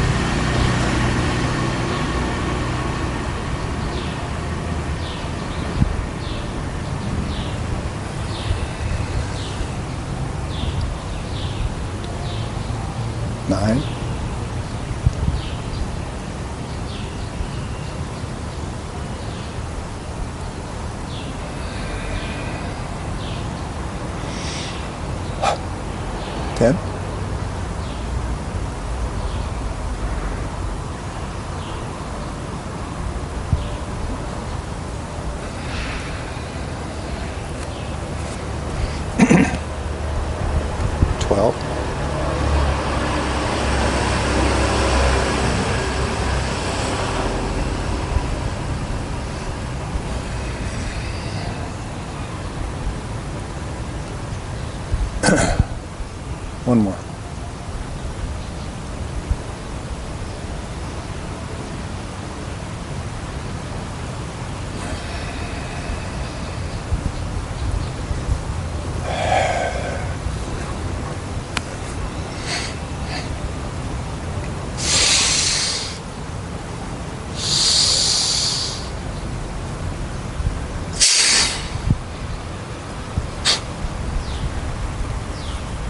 Okay. That was number 8, the thyroid. Activating and stimulating the thyroid. Okay. We start with a beginning breath. Left hand, right hand. Inhale. Swallow the jade nectar and breath into the dantian.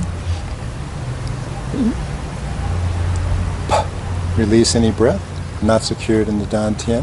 Okay, now relax, breathe naturally. Feet are under the shoulders. Relax the knees. And we're going to come up on the toes and with a light fist. Arms are at the side. Okay, just relax the arms. And we're going to, with a light fist, turn the fist out and back a little and use the neck muscles. You can also use the jaw. Okay? For some reason, some people don't like using the jaw. It's not important. And at the same time, tighten the anus. So here we go. And then we come down, exhaling through the nose. So we're going to inhale softly through the nose, come up on the toes, tighten the anus. Use the neck muscles to activate the thyroid. Inhale softly through the nose. Tighten the anus.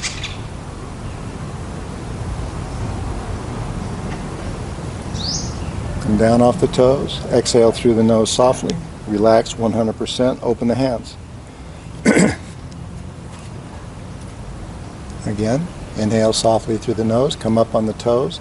Tighten the anus. Now it's important, do not clench the teeth. Keep the teeth apart. You can crack your teeth. Do not clench your teeth at all. Not even a little bit. Inhale softly through the nose. Come up on the toes, tighten the anus. And you put make a light fist, turn it. Okay, when you turn it and you pull these back slightly off center, not too much, just slightly off center, it further opens and activates the meridians, the nerves, the acupressure points here. Okay, so one more time. Inhale softly through the nose, come up on the toes, tighten the anus slightly. And you would hold this for a count of 3, 4, or 5, not too short, not too long. Come back down, exhale softly through the nose, open the hands, relax 100%. You do that for a total of 12 times, and you finish with the balancing breath.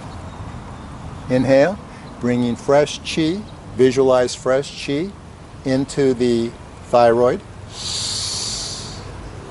Come back down off the toes, exhale vigorously through the nose in one breath. Releasing any tension you may have picked up in the posture. There you go. That's number 12. Or excuse me, that's number 8, the thyroid.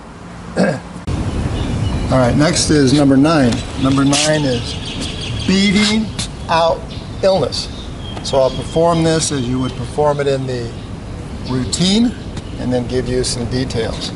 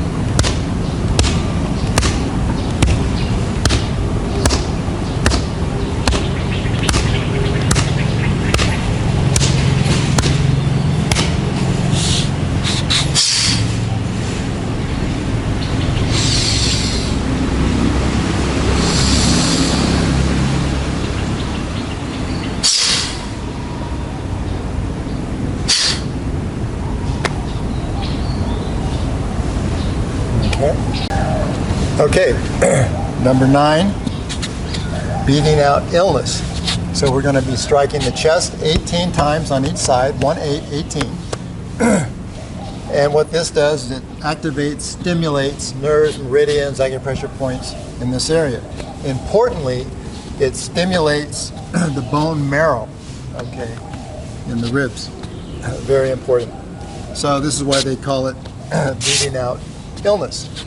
Now, an important thing throughout the exercise is to keep the throat open and the lips parted, because anytime you strike your chest or strike something, you build up pressure in your torso, and you want to be able to release that pressure. So when you want to be able to release any pressure. We don't want to hold the breath. We want to retain the breath, but we want to allow it to move back and forth as it will. So we start with a beginning breath.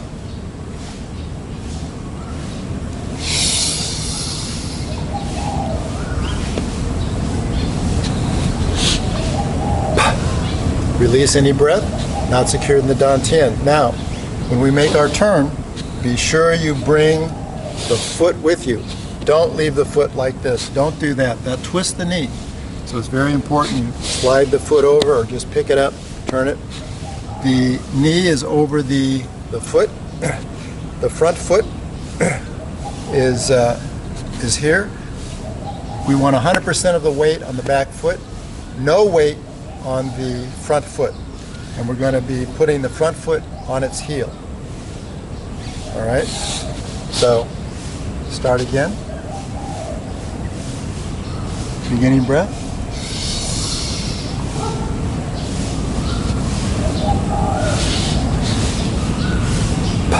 Release any breath not secured in the dantian. Put the foot on the heel, 100% of the weight. Inhale. Point the elbow up. Stretch. Open the side of the chest. Retain the breath. Leave the throat open. Part the lips.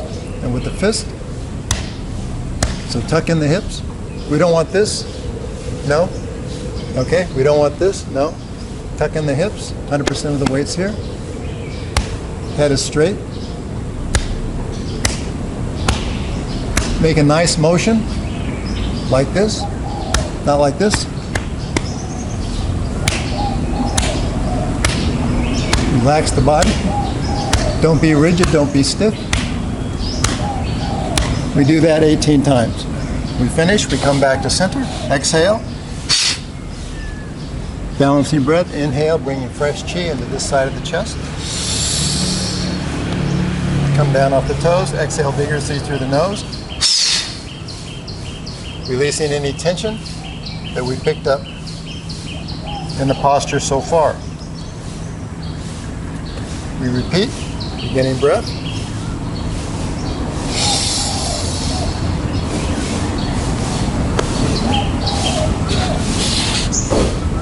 Release any breath not secured in the dantian. Be sure you bring the foot with you. Always bring the foot with you. Knee over the toes. Okay. On the heel, 100% of the weight, no weight here. Inhale. Open up the chest. Tuck in the hips, make a nice line. Head is square. We're not like this. We're not like this. Okay? Head is square, even, nice line. Bring the fist around.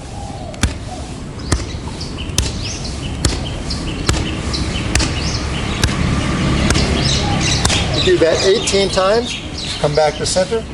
Exhale through the nose. Balancing breath.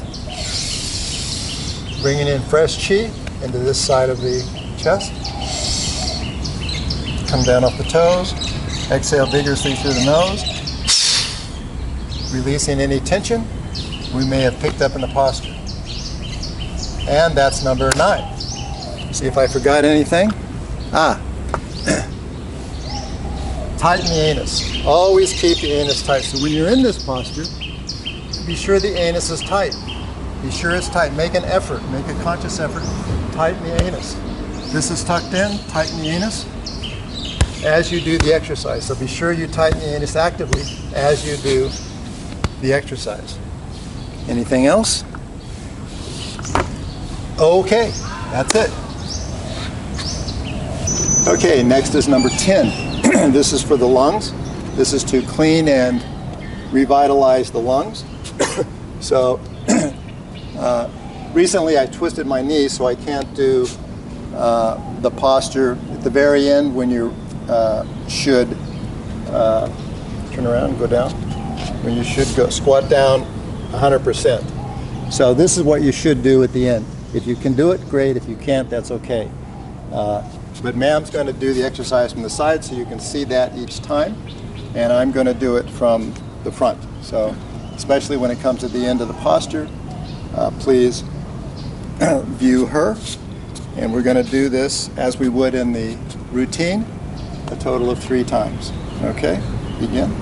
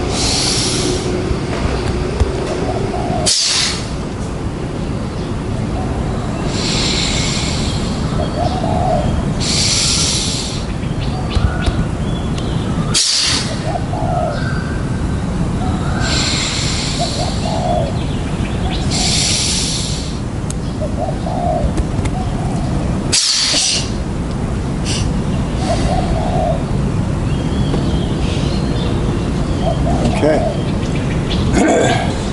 Thank you for that. Okay. So now for the details for number 10. Number 10 is all about the lungs. This is to clean and revitalize the lungs. So you begin with a beginning breath.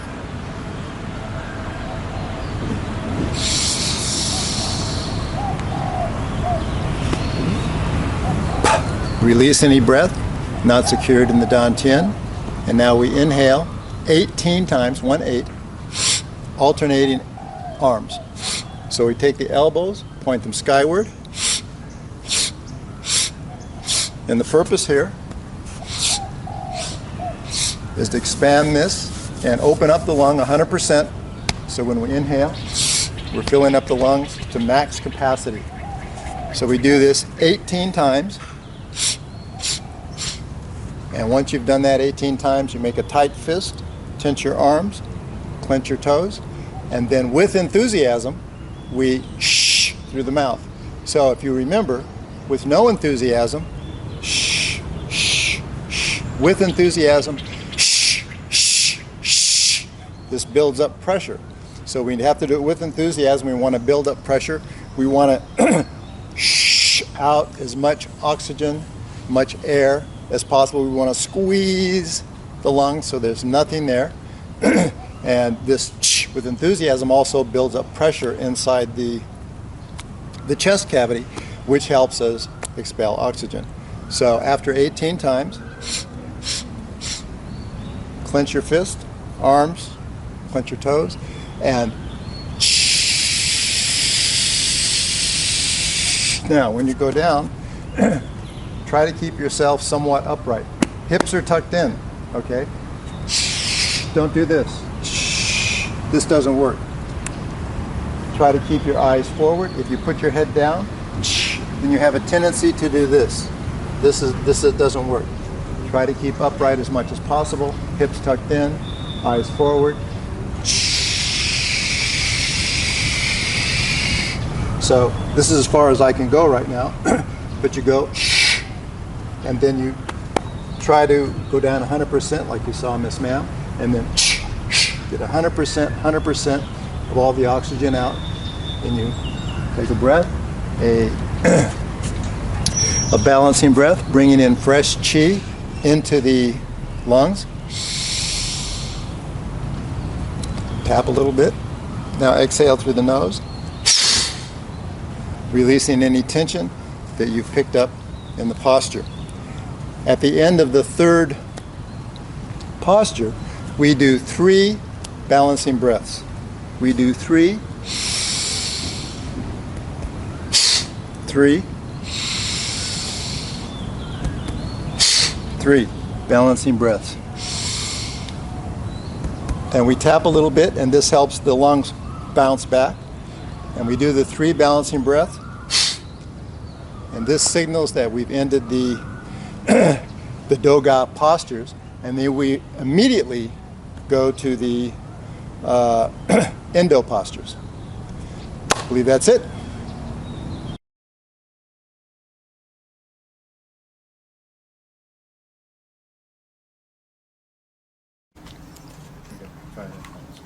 Can you do that again?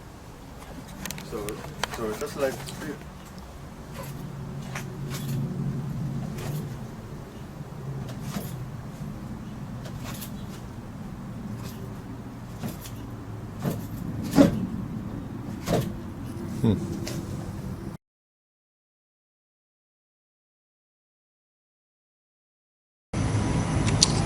Good morning again.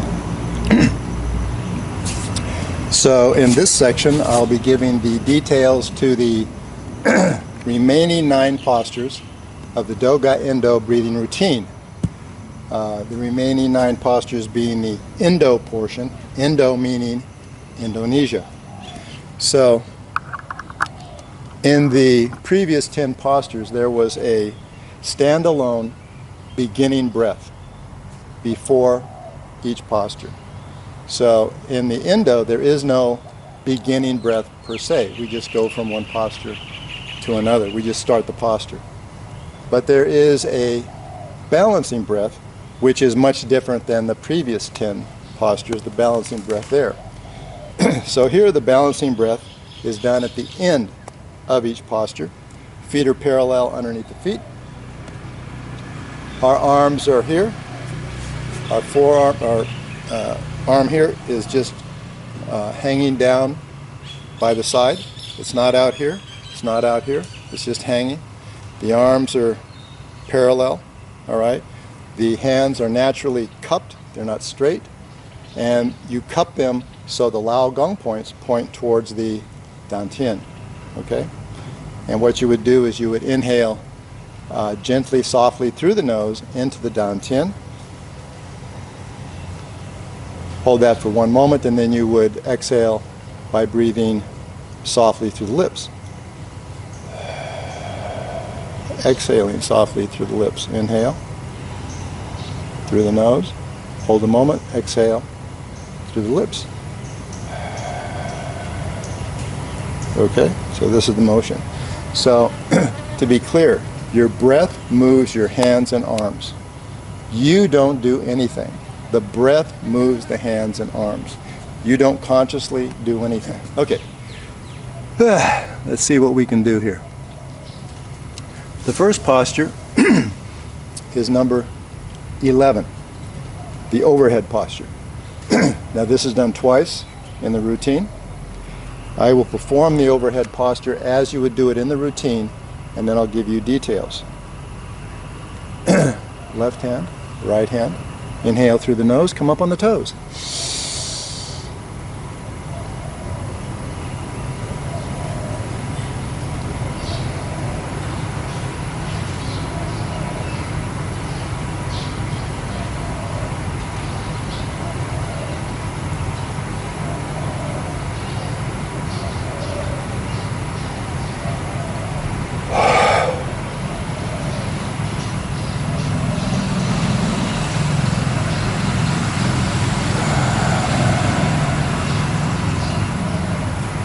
Right hand, left hand on top. Inhale through the nose, come up on the toes. Come down off the toes. Relax the shoulders, drop the breath.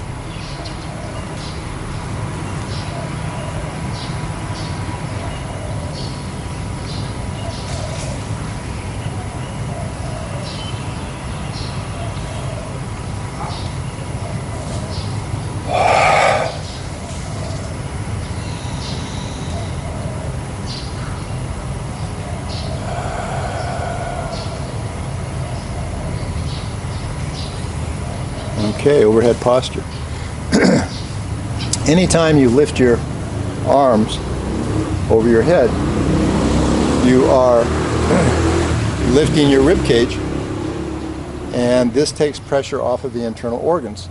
So every day as we go about our business, we have our shoulders, the arms, the rib cage, gravity either pushing or pulling on the internal organs. All right? So we want to give them a holiday. We want to give them a rest. And you do that by lifting your arms over your head, right over your head, not out here, not back here, just over your head. And you visualize fresh chi, you inhale fresh chi going into the chest and massaging and nourishing the internal organs. That's it. So you start with a left hand, a right hand. Inhale through the nose, come up on the toes. Come down off the toes. Relax the shoulders. Drop the breath. Keep the head square. Close the eyes. If you leave the eyes open, keep them unfocused. Leave the throat open. Relax the knees. Close the anus. And you visualize the chi nourishing, massaging the internal organs. They like that. They're like on holiday. They're floating around, very happy.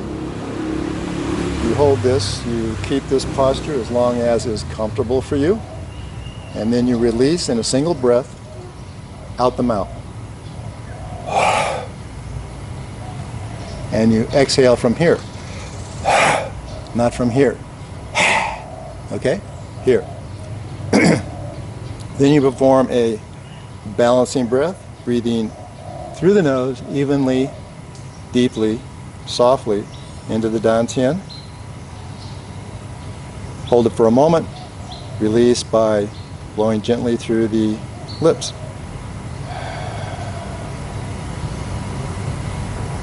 One more time. You would do it the second time. This time, right hand, left hand on top. Inhale through the nose, come up on the toes. Relax the shoulders, drop the breath. Tuck in the hips, tighten the anus, relax the knees. Keep the head square on the shoulder. Throat is open. And your visualization is one of relaxation, rejuvenation, happiness for the internal organs. And when you've finished, open the mouth, exhale in one breath. Come up, finish with a balancing breath, inhaling deeply, softly into the dantian. Hold it for a moment, exhale through the lips softly.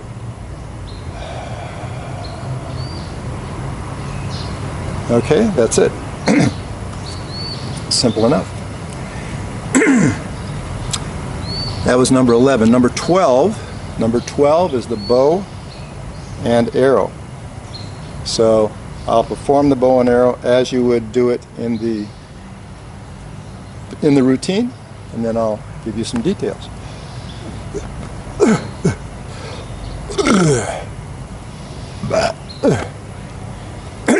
Okay.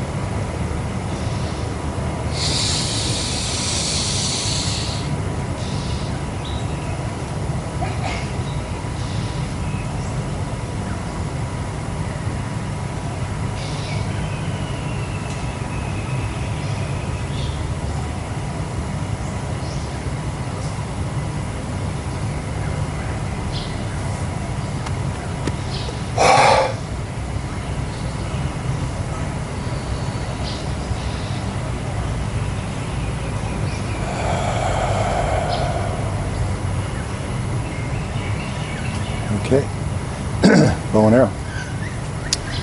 So what are we doing? We're bringing in chi through the Lao Gong points, bringing in chi from the surroundings. We're opening, stretching, stimulating the meridians, nerves, acupressure points. Okay. Chi is coming in through the feet from the earth. Okay. So we begin. Feet are parallel underneath the shoulders. Hips are tucked in. Close the anus. Relax the knees. Make the Commander Spock Vulcan salute. Okay, you see that? Now, anytime you do this, some people can do it, some people cannot. But anytime you spread that, and you move the palm forward just slightly, but just a little bit, and that further opens the Lao Gong point. That's what that does. Okay? Further opens the Lao Gong point. So we turn to the right, turn the hand around, inhale evenly through the nose.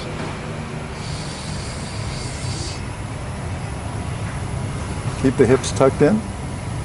Close the anus, relax the knees. Look through your fingers. Your hands are pushing and pulling gently. Okay? Relax the shoulders, not here. Relax the shoulders.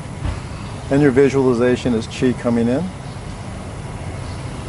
You can add chi coming up through the feet. You can add body acting as an antenna, attracting chi. Keep it simple. And when you've held this posture for as long as is comfortable for you, you bring it back, you drop everything, exhale in one breath through the mouth. Come up, perform a balancing breath, inhale softly, gently, deeply into the dantian. Hold it a moment, then exhale through the lips.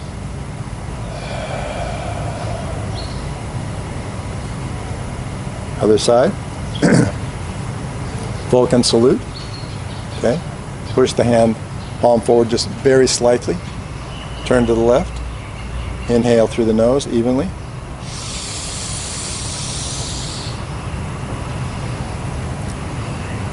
Hips are tucked in. Close the anus. Relax the knees. Look through the fingers. Do not lock the elbow. Do not lock the elbow. Push, pull the arms gently.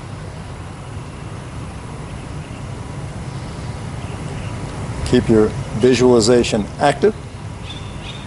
And when you've held this for as long as is comfortable for you, you come back, drop everything, exhale in one breath through the mouth. Come up. Finish with a balancing breath. Inhale softly through the nose into the dantian. Hold that for a moment.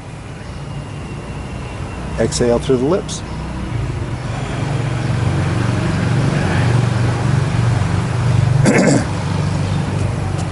Bow and arrow. Okay. Next, number 13, heaven and earth. Bringing in chi from above and below. I'll perform the heaven and earth one time as you would in the posture, and then give you some details.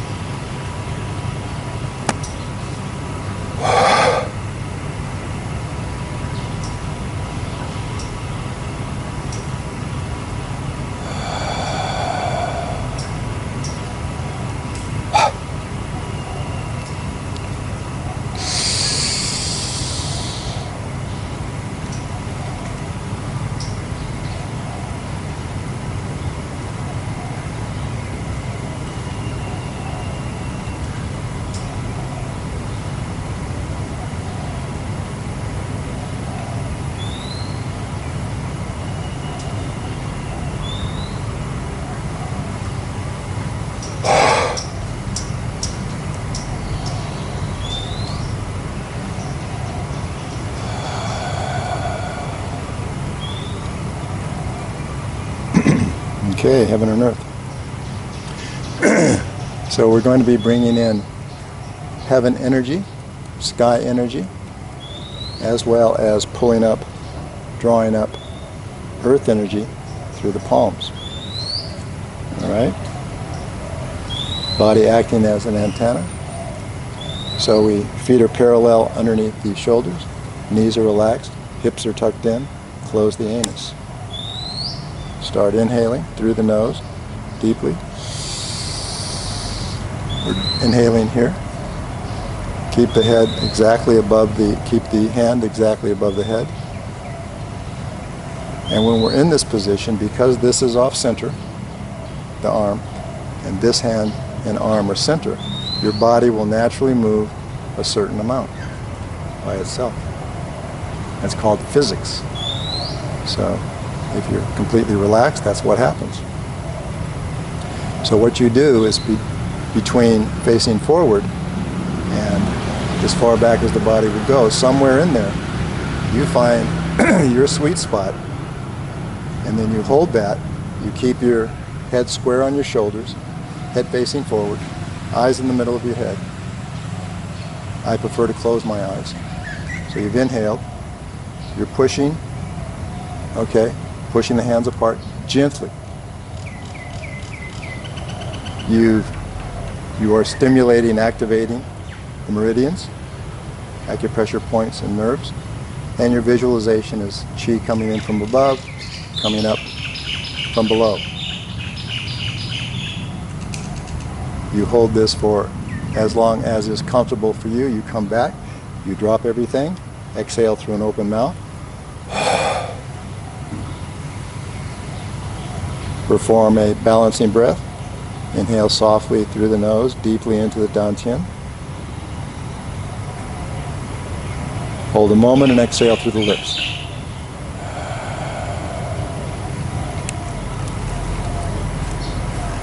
Other side.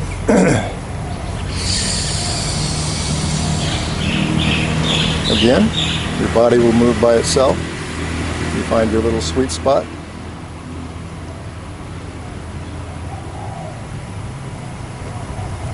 The hands are pushing apart gently. Visualize chi coming from above and below. Head is square on your shoulders, throat is open. Relax the knees, hips are tucked in. close the anus. And you would hold this for as long as is comfortable for you.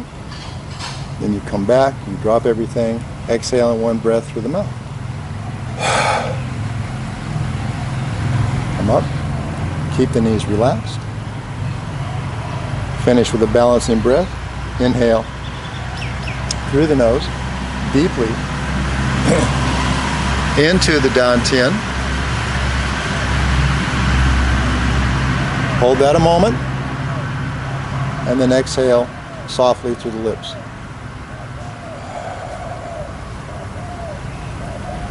And that's heaven and earth. Okay? So, as I mentioned earlier, so you use your visualization, and then eventually you don't have to do that anymore. You just do this, the body, chi, mind's eye, everything. Chi will start coming in from above and below all by itself. Now, some people don't do any breathing. After you've done this, if you want, you can just stand here, breathe naturally, in and out the nose, and just feel the chi flowing. There are variations to each posture. Other people do the breathing a bit different. Okay? So don't be too concerned that there is only one way to do something. This is just not true. There are variations to everything. All right? So just relax. Don't get anxious. Don't get frustrated.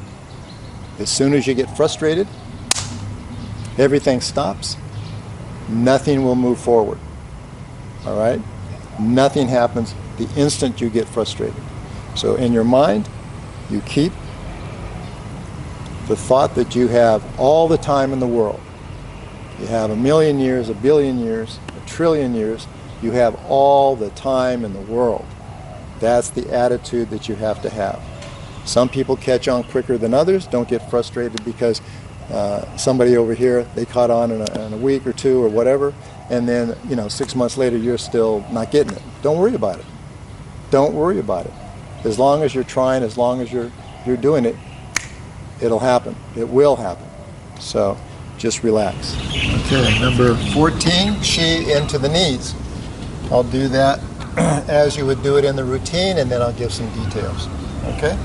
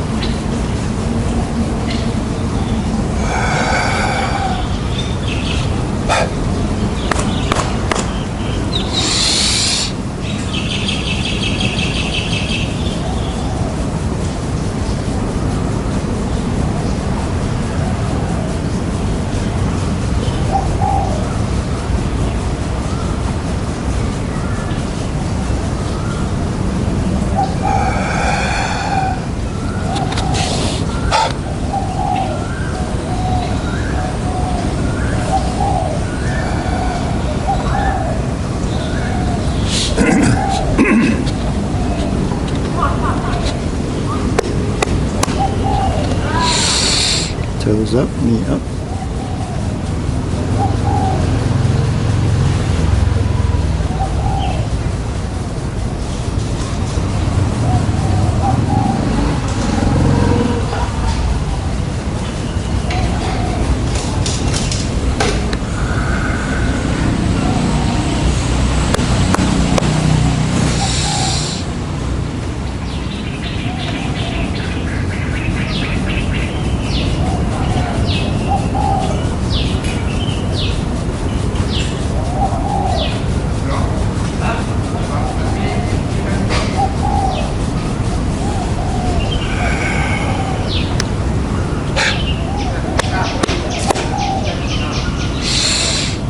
Toes up, knee up.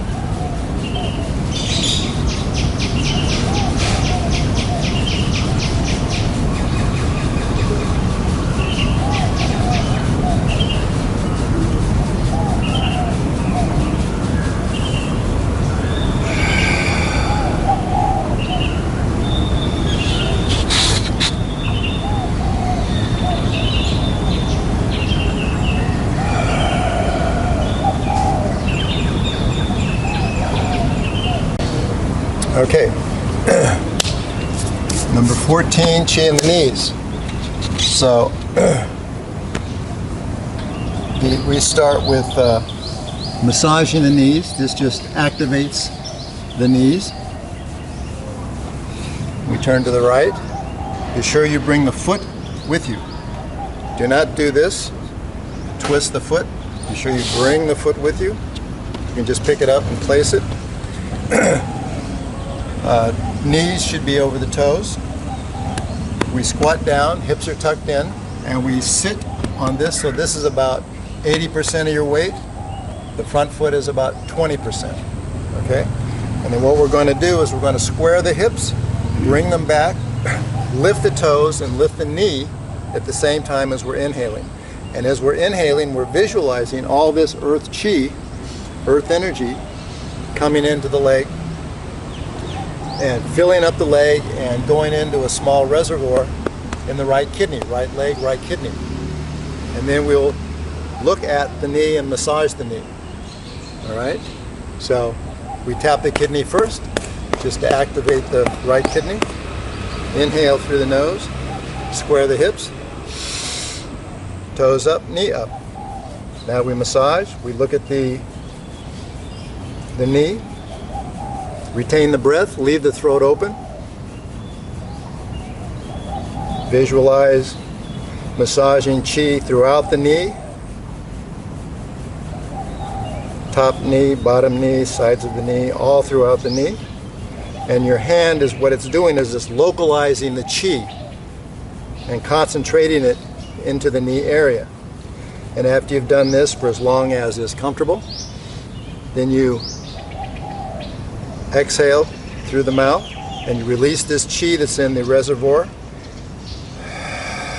Relax the toes and knee, and you just let all that chi go out. Tap the kidney again. Inhale through the nose, square the hips. Massage the knee. Toes up, knee up.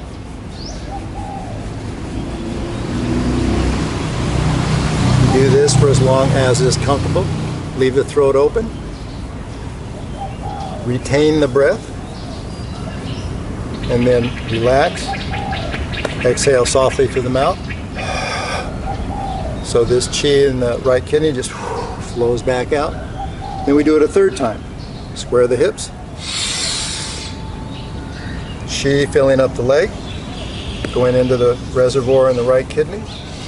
Toes up, knee up, and then we massage using our visualization to massage chi throughout the entire knee. When you've done that, relax. Come back to center. And a balancing breath. Inhale deeply, softly through the nose into the dantian. Hold that a moment. Exhale through the lips. Now we turn to the left. It's the exact same thing. Be sure you move that foot. Bring the foot with you. Do not twist the foot, the knee. Knee is over the toes. 80% of your weight, 20%. Tap, activate the left kidney, left leg. Now we inhale.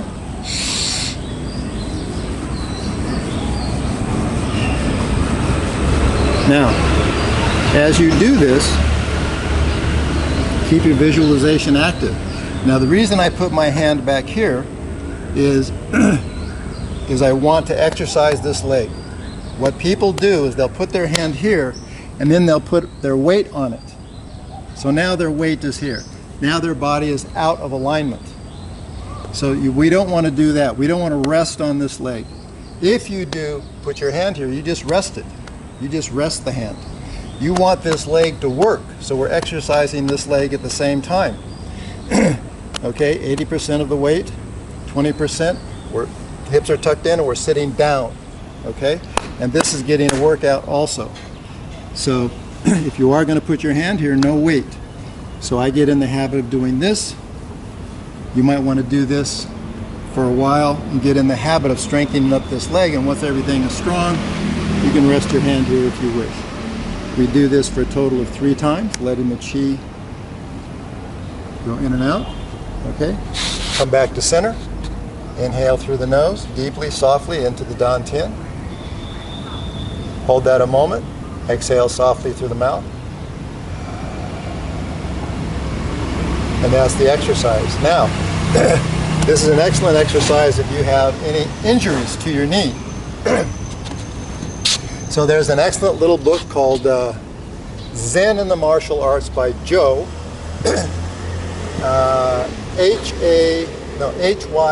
Hyams. So look in wherever the subtitles are. There's the name of the book and the author.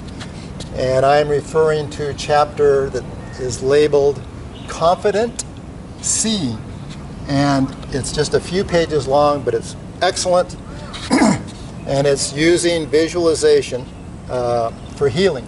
So visualization is excellent for healing, also for relieving stress and negative thoughts.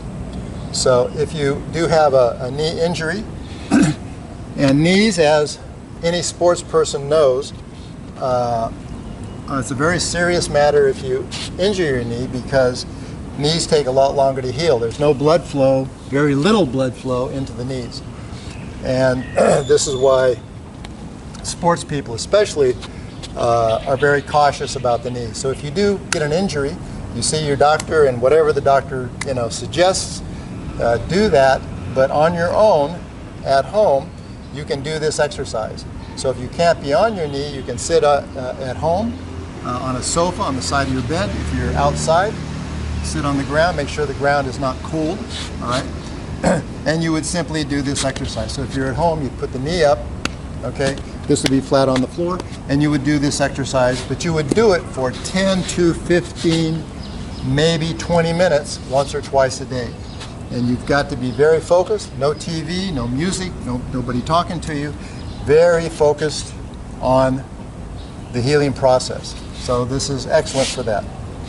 So let's see, I think that's it. Let's see here. Did I forget anything? Nope. Got it. All right. There you go. Okay, next is the bow stance number 15. This is done twice in the routine. I'll do it for you as I would do it in the routine. And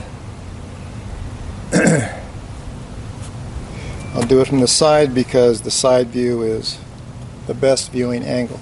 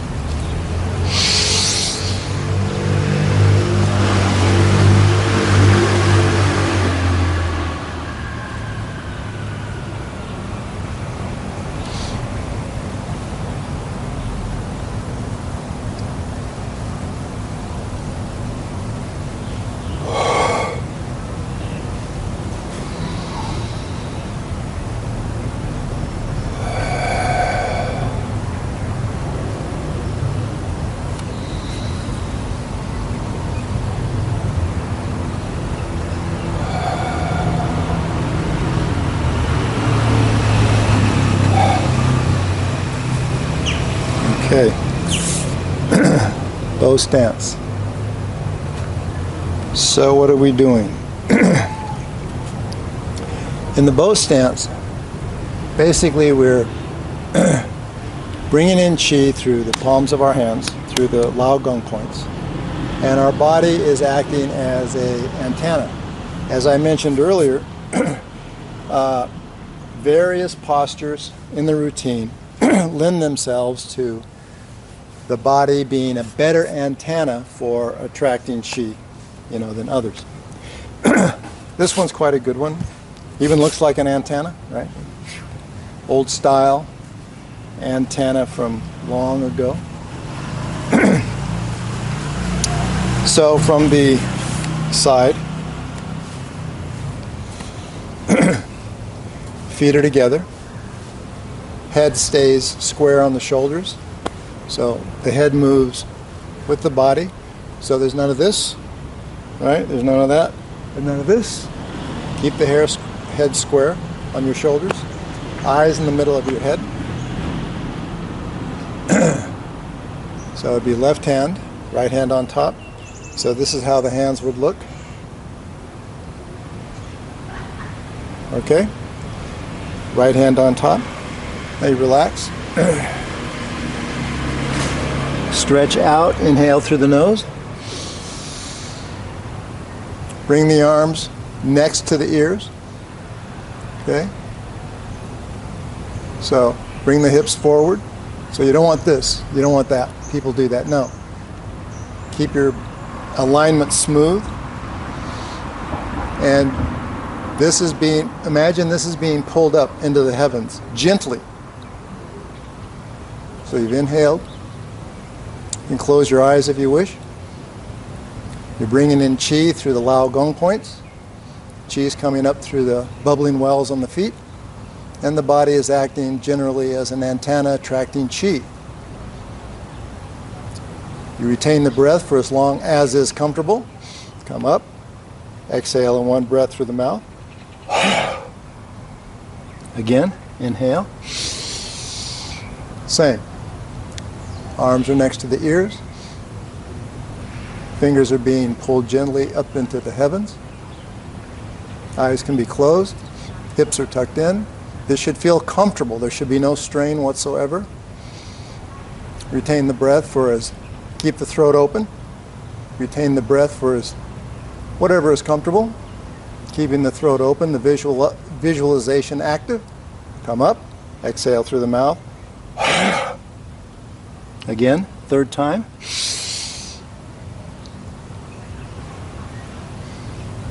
And the same. Retain the breath for as long as is comfortable. Leave the throat open.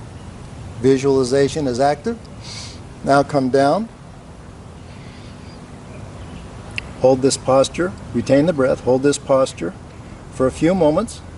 And come up. Open. Exhale in one breath through the mouth. Inhale through the nose gently. The breath is lifting the arms. Turn the hands over. Release the arms by exhaling through the mouth gently.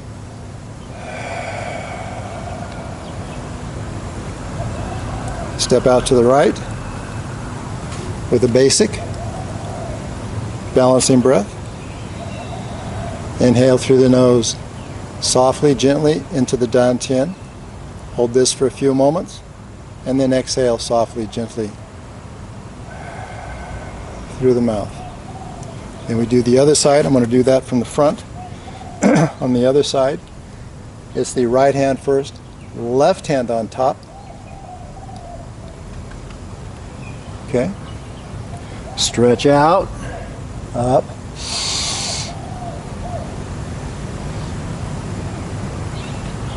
Keep the head square on the shoulders, eyes in the middle of the head. Close the eyes if you wish. Arms are next to the ears. Fingers are gently being pulled upward. Leave the throat open. Hold this for as long as is comfortable. Exhale through the mouth. Inhale.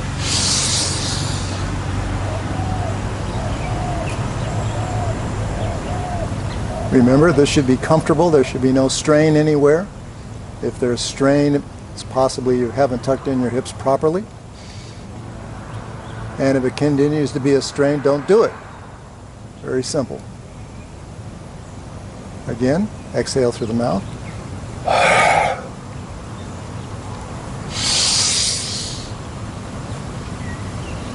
Arms next to the ears, fingers gently being pulled heavenward, skyward, hips tucked in. Keep the visualization active, chi coming in through the lao gong points, inhaling chi through the nose into the body, and the body acting as an antenna, attracting chi in general. Come down. Hold this for a few moments. Come up. Exhale through the mouth. Inhale through the nose. This lifts the arms. Exhale gently through the mouth, which lowers the arms. Step out to the left with a basic. Inhale softly, gently through the nose into the dantian. And after a moment, release, exhaling gently through the mouth. All the while, the lao gong points are pointed towards the dantian. And that's it. That's number 15. The bow stance. If your back hurts, any discomfort whatsoever, don't do the exercise. Find out what's wrong with your back. Okay, so that's it for the bow stance, number 15. Our next posture is number 15. It's called the horse posture. So the horse posture looks like this. We have a fairly wide stance. Feet are parallel, straight. We keep the hips tucked in. We sink down a little bit. We don't do a martial arts horse. A martial arts horse is down like this. We don't do that. Keep the hips tucked in. Not this, this. Not this, this. Keep them tucked in. Loosen up a bit. Extend the left arm as we inhale through the nose.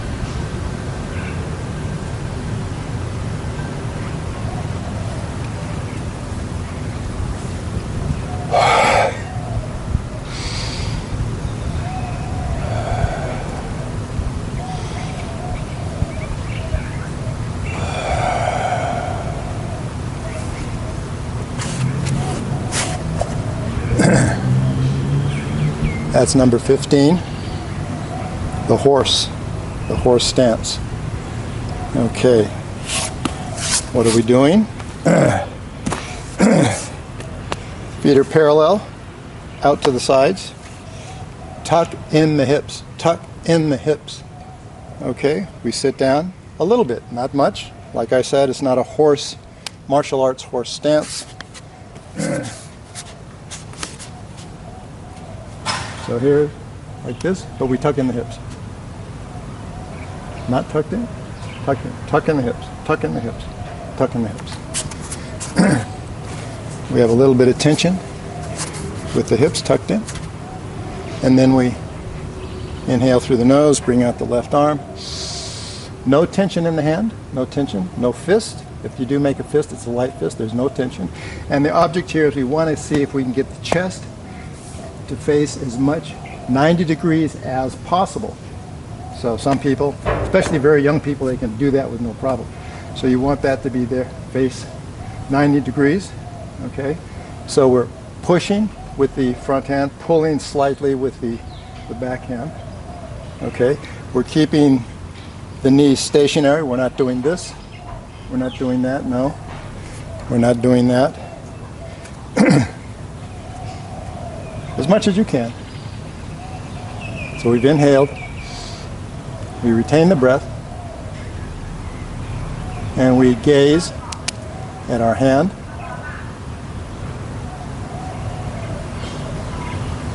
Or some people want to close their eyes, that's fine.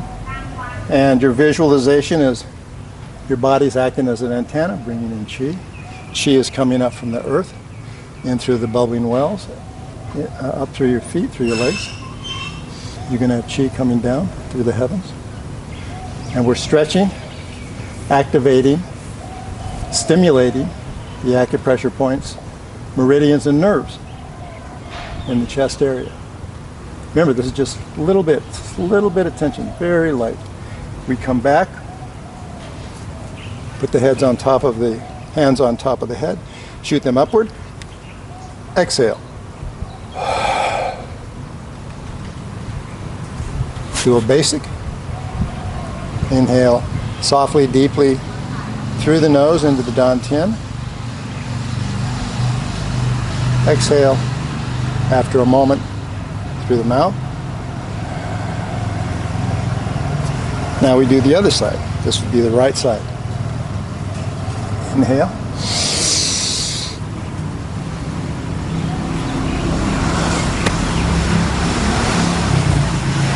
Little bit of tension, pushing, pulling, little bit, very little, gentle. Head straight. It's not like this, not like this. Keep the head straight. Gaze at the hand. Close the eyes if you want. If they're open, keep your eyes unfocused. And your visualization is quite simple. Your body's acting as an antenna, bringing in chi. It's activating, stimulating meridians, acupressure points, nerves. You're going to have chi coming up through the feet, chi coming down through the heavens. It's up to you. Retain the breath, leave the throat open. And you hold this for as long as is comfortable. Come back. Hands at the top of the head. Shoot them upward. Open the mouth. Release the hands. Exhale through the mouth. Come up. Inhale deeply, softly through the nose into the dantian. Hold that for a moment. Release. Exhale softly through the mouth.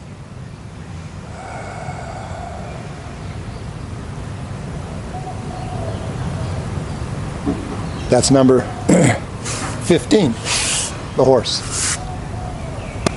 Okay, the next posture is number 17. It's a chi from the lower spine to the top of the head. All right? So this is done twice in the routine, and I will perform that for you as you would do it in the routine. We're going to do it from the side because that's the best viewing angle.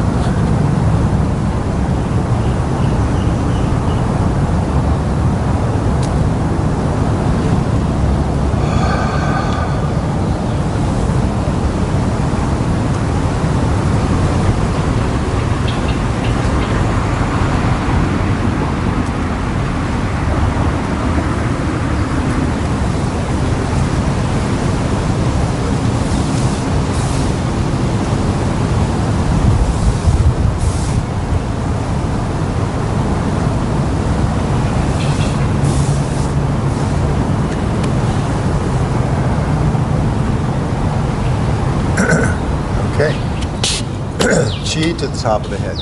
Now, we're trying to bring chi.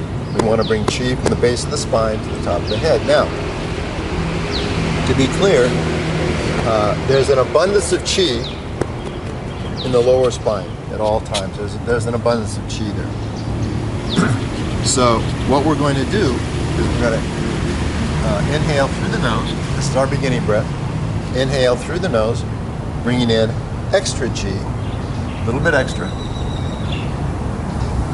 Placing it in the lower spine, and we tap the lower spine, and that's just to stimulate the area.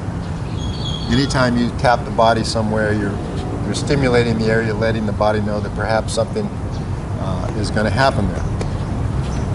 Come up, keep the knees relaxed, keep the head on straight, not like this, not like that, keep your head straight. And we're going to use the motion of the body by throwing the body out and bringing that chi whoop, to the top of the head. Now you can visualize a ball. I visualize a ball of chi, maybe the size of a tennis ball, moving through the spine, not on top, not under, but through the spine and coming up to the crown of my head. Other people visualize that there already is a stream, a little river of chi running up and down the spine, and that when they do this, there's a surge, like a little wave, comes up. Your visualization is up to you. Just stay with that visualization and be clear and focused in your visualization. So we inhale through the nose, bringing in some extra chi. Tap. Relax the knees. Throw yourself forward. On your toes. Stretch out. Hold this for a few moments. Come down off the toes. Open your mouth. Come up. Inhale through the nose into the dantian. Inhale deeply, softly. Hold this for a few moments. Part the lips. Exhale softly. Then we do this a second time. So you've got to be clear on your visualization because we're only throwing ourselves out for a few moments. Inhale through the nose, bringing in some extra chi. Then you tap, relax.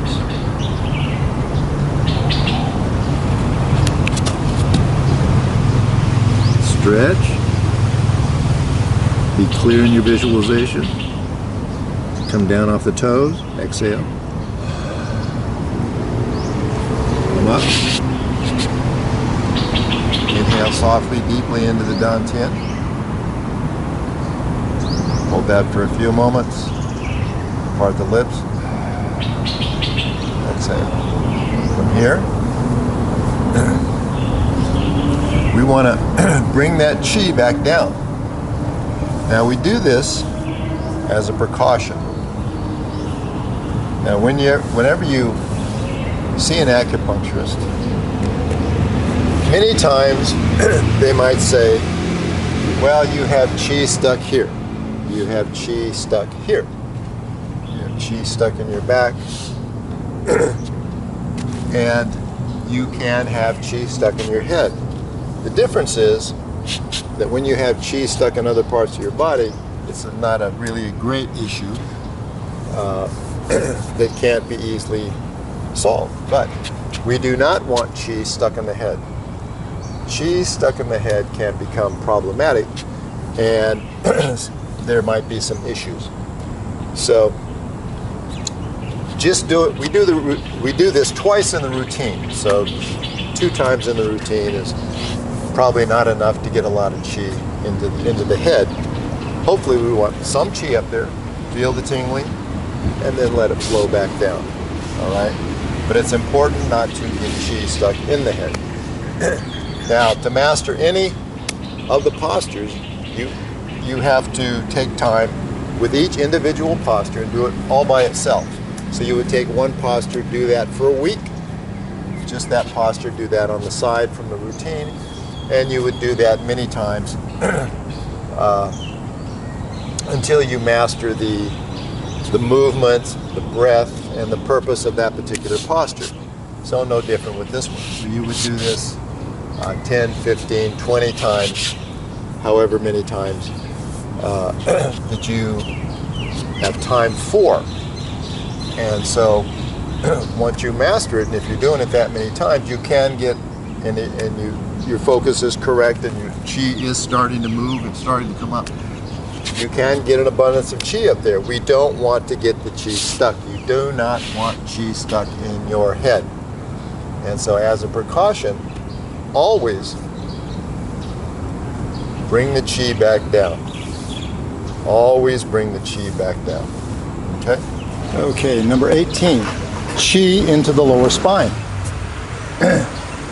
So now we're going to focus on putting chi into the lower spine. Now we've just finished with number 17, putting chi into the top of the head. Now we're going to focus on placing chi into the lower spine. Okay? So this is done 3 times in the posture, in the routine, in the posture. And I'll do it so you can see it. I'll move around. You can see it from the back, from the side, from the front. Okay? So we're placing chi into the lower spine.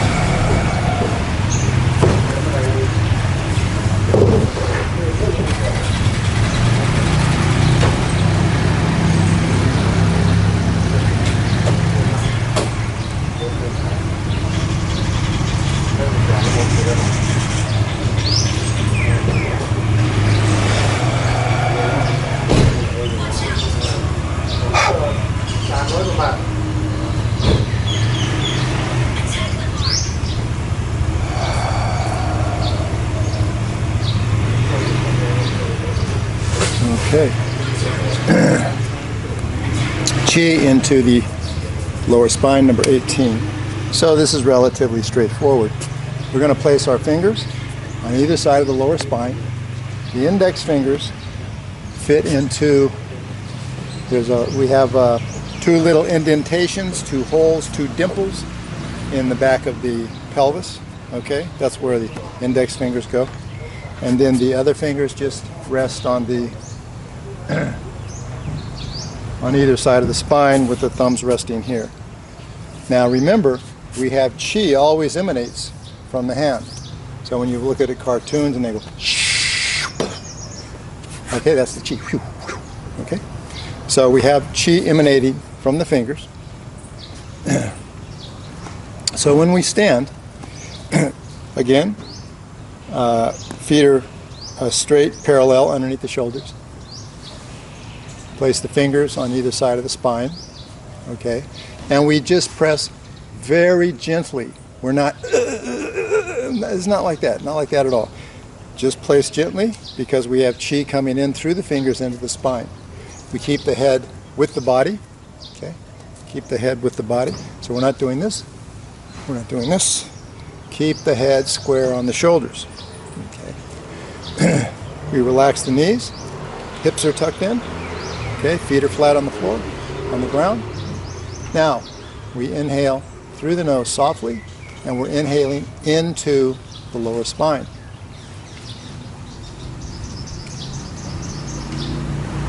And we visualize chi coming in through our nose into the lower spine.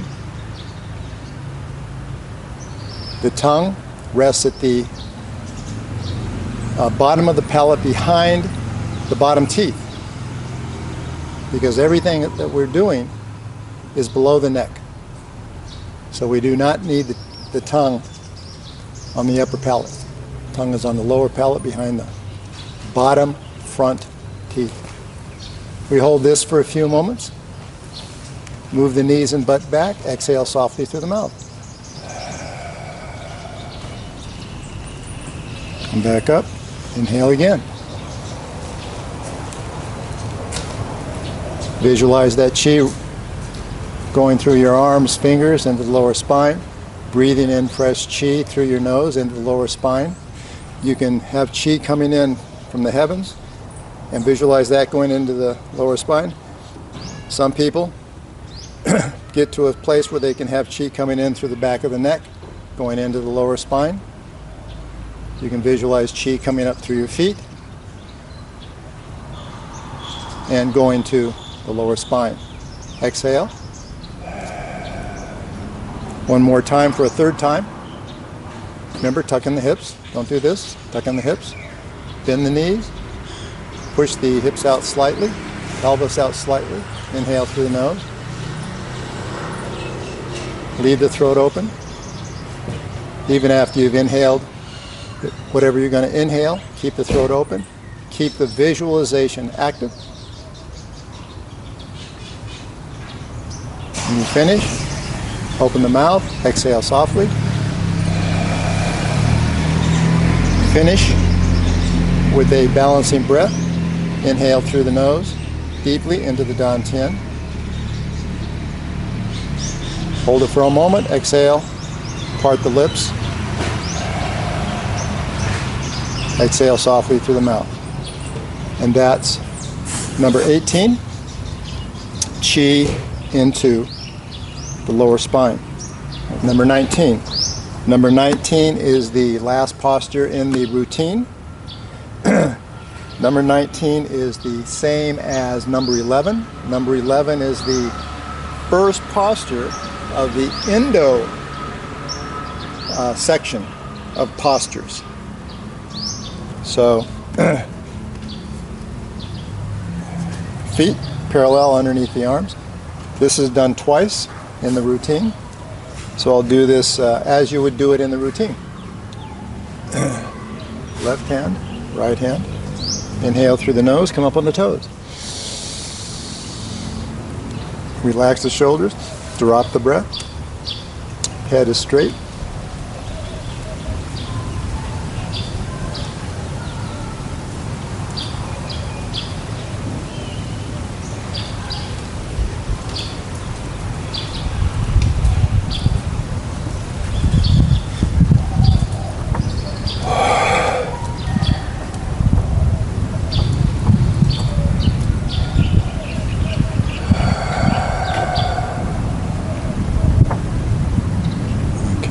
Again, one more time.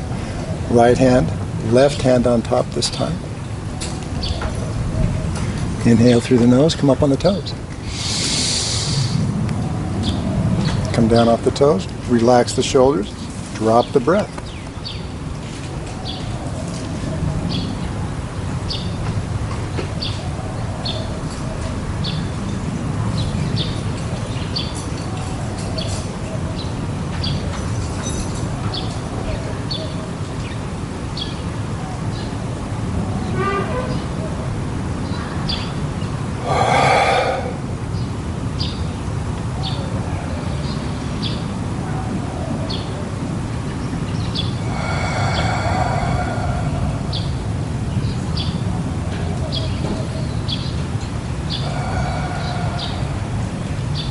Okay, so this is the end, would be the end of the 30-minute, 35-minute routine.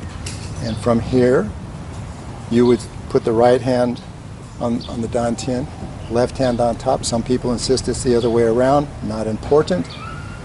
Relax the knees, tuck in the hips, and just feel the result of 30 minutes of focusing on your breath, your chi movement, chi placement.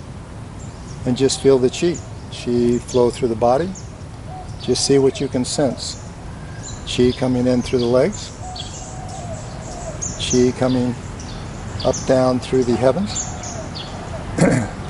Chi all around your body, your body absorbing nature's chi that surrounds it. And you would do this for a few minutes or as long as you wish, whatever you want to do. And then you can or do the waking up the chi that we did at the beginning of the routine as a warm down. Okay, you can do that. And that's it. Okay, now the overhead posture. As I said, feet are parallel underneath the shoulders. Feet are flat. We start with the left hand, right hand on top. Inhale through the nose, come up on the toes.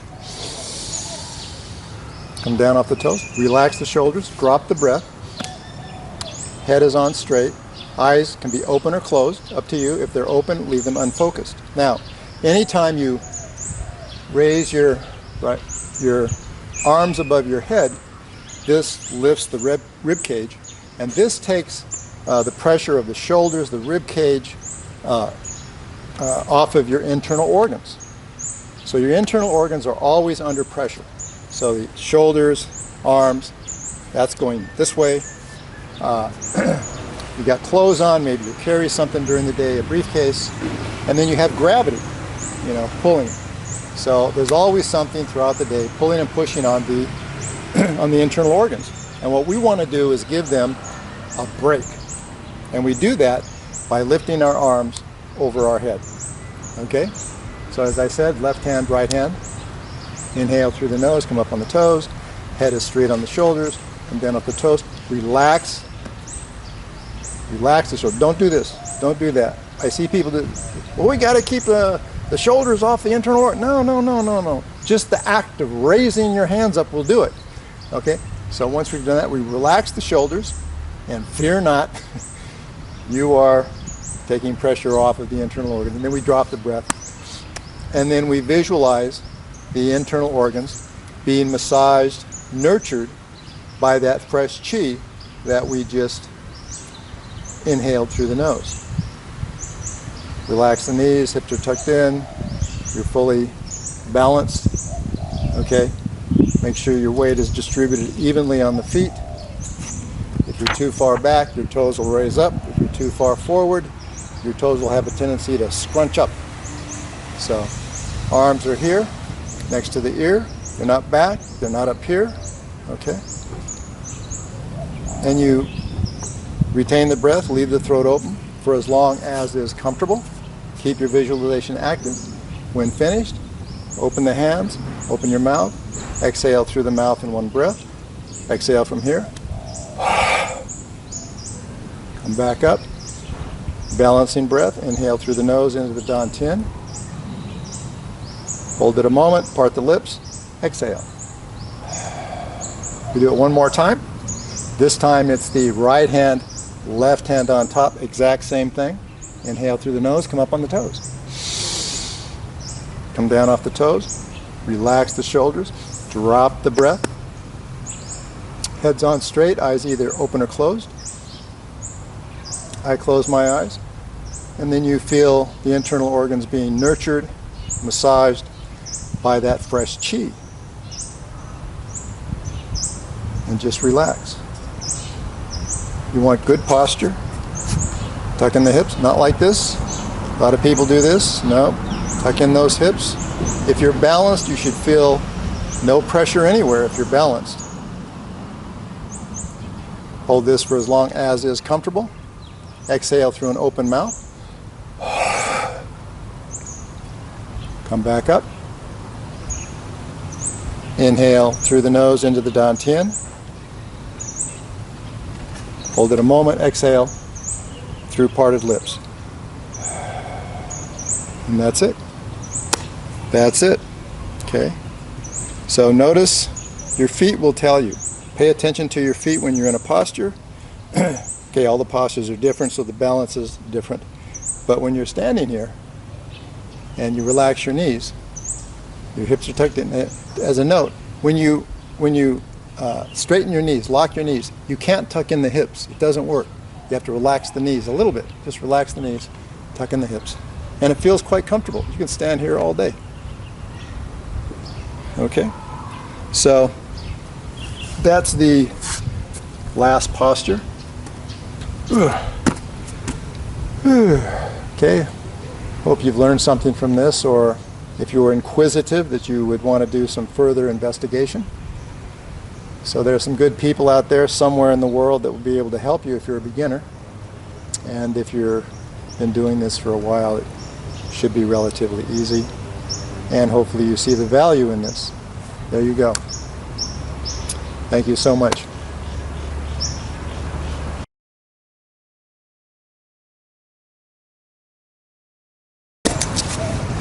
Okay, good morning again.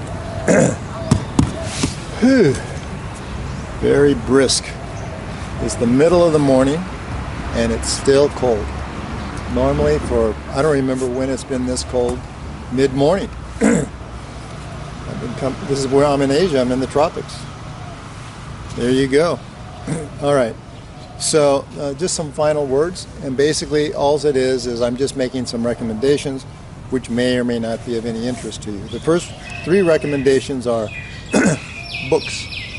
The first book is Science of Breath, first published in 1904 by Yogi Ramacharaka.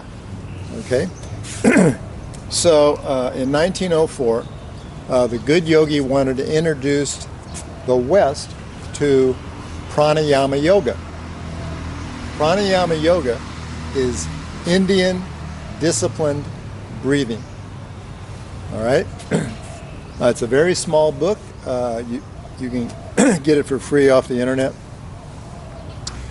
And I've done most of the exercises in the book, and I put together a 30-minute routine by mixing and matching some of those exercises and doing it in the morning with the students, and they've really liked it. So the exercises are all valid. You know, it's excellent. But what I want to point out is chapter 13, page 60, and this is rhythmatic breathing. Breathing in rhythm with your heartbeat and pulse. All right? It's a very simple exercise.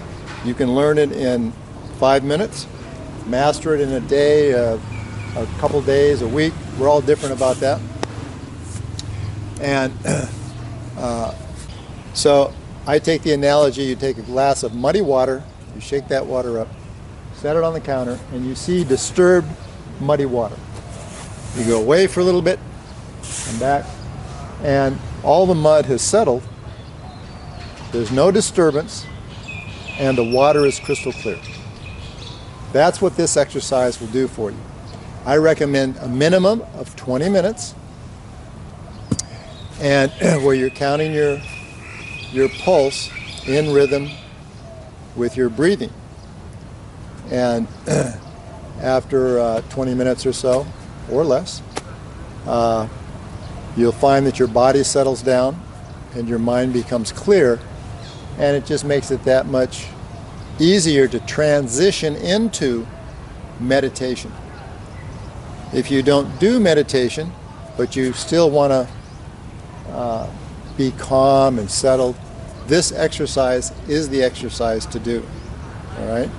So 20 minutes, I say, should be the minimum, but you can do it as long as you like. If you want to do it for 40 minutes, an hour, you can really get into it. It's very nice. Next book, The Complete Guide to Qi-Gung by Daniel Reid, R-E-I-D. Daniel is an old-timer, been around for a long time. He writes lots and lots of books.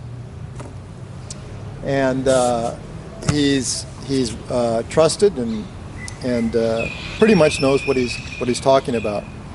So the whole book, The Complete Guide to Qi-Gung, is quite good, but for our purposes, I want to focus on chapter 12, page 293 for men and 294 for women, and this concerns exercising and strengthening the peridium, which is the same for both men and women. With women, there's a little bit of something extra there. Okay. Next book is called Zen in the Martial Arts by Joe Y-A-M-S. Joe Himes. And it's also a little book, great fun, very well done. And it's his experiences with different martial artists and the depth of different aspects of martial arts, as well as he spent time with Bruce Lee, and so it's quite an interesting little book, little thing. But what we want to know here is the chapter called Confident Seeing, and it concerns using visualization to heal the body. So visualization is a great tool, if you will, for us in many, many ways. This is really a wonderful thing, to be able to visualize and focus and be clear in our visualization. And one of the things that it's good for is healing. And so in this chapter, Confident Seeing, it's just a few pages, but he gives a few examples, real life examples of this, and it's very well laid out, much better than if I was to try to tell you the same thing. So that's that. Stress, mental fatigue. Now, there's a lot of that in the world today. Everybody is going through some kind of stress, some kind of mental fatigue. And in the West, but everywhere in the world now, you go see a doctor. You're so stressed out, you go see a doctor. So I'm just stressed out. It's affecting my life in every way. And the doctor might say, get some more sleep, eat better, do some exercises, and take this medication. Well, this is happening all around the world. Well, in Asia, depending on where you are, of course, but there are monks everywhere. And depending on the Asian culture, people grow up as children. They grow up with monks all around them. You know, they talk to them. They have some kind of connection with their with that philosophy or religion. And what monks will tell you when you're stressed out is, well, just take your shoes off, find some natural earth, ground, and walk on it. Be focused, okay? Focus and walk with intention, slowly, and you'll find that starts relieving stress. You do that, 10, 15, 20 minutes, as long as you wish, and yes, it'll relieve stress. Of course, if it's cold and wet, the ground, you have to wear some shoes, but still, just the same thing. It's called a walking meditation. And you just walk back and forth, back and forth. You don't need to walk, 10 kilometers, 5 kilometers, 2 miles or something. You can just walk back and forth with intention, in shoes if you like, but it's slowly and with intention. So anyway, that's that. Do that first. And if that helps, great. If that doesn't, and you feel you need to see some kind of medical professional, whether it's Western or Eastern, then you do that. Okay. Next, I'd like to say a few words about teachers. The difference between traditional teachers and what I would call current teachers, the type of teachers that we have today. Traditional teachers are teachers that you can't find in the phone book. Normally these are word of mouth to find these people, and once you find them, they vet you. They either trust that you've been recommended by somebody they trust, or they look at you and they vet you. They might ask you some questions. How do they feel about you? What do they sense? And if they feel you're okay, they'll accept you. If they feel no, they don't want to have anything to do with you, they'll simply say they have no time. Okay? Traditional teachers.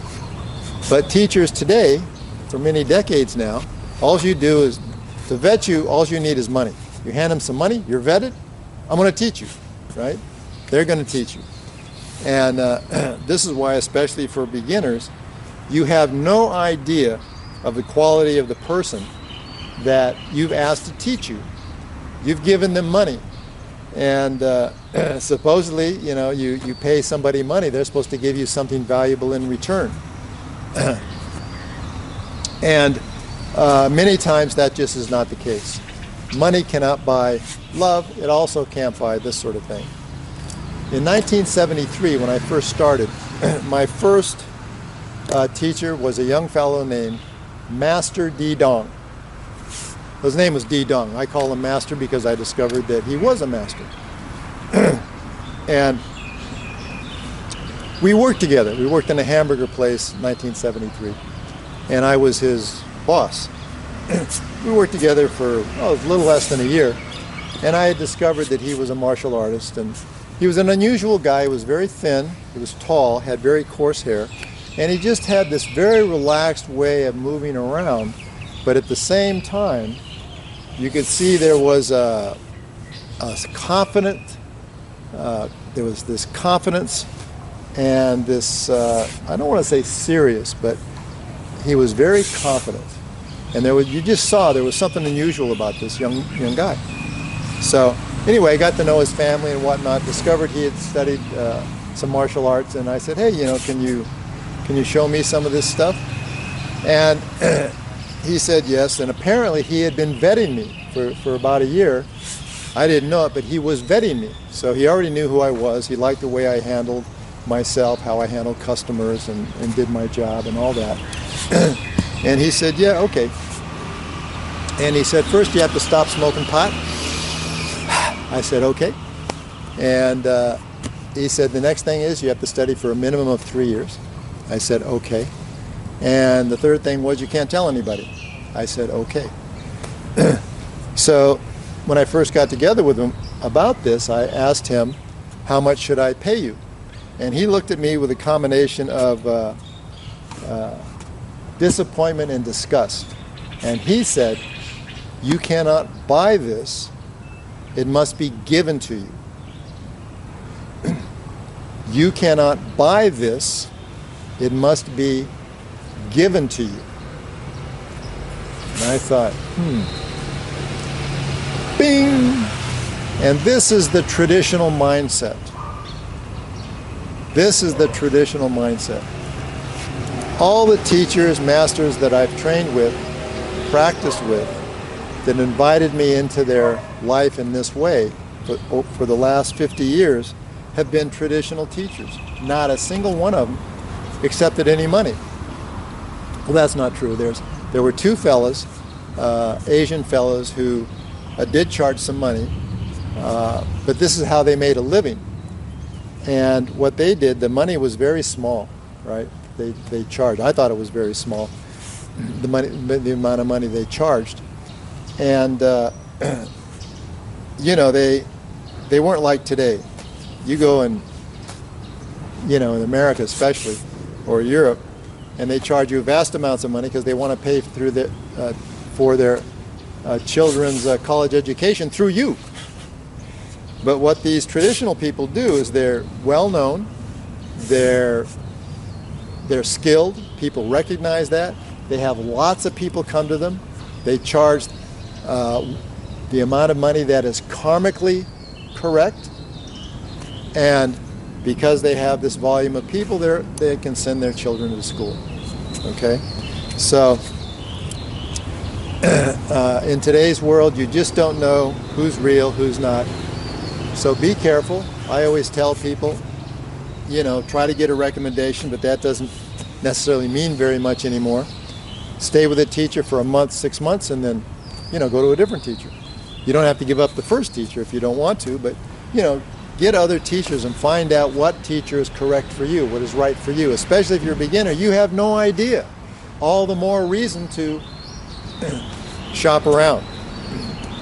Now, one thing that I tell people is anybody that calls themselves a master, run in the other direction. Not a single person I have ever trained with, and these were master people, they were masters in their skills. Not a single one of them referred to themselves as a master. So master is given to people by other people to you. It's like integrity. You may think you have integrity, but that's for other people to decide, not you. Okay? So that's that. Last thing here is just medical before you start any exercises whatsoever, whatever they may be, sports, exercises, breathing, you should see some kind of medical professional and ask them if deep breathing, increased heart rate, and physical movement will be detrimental to any medical issues that you may have.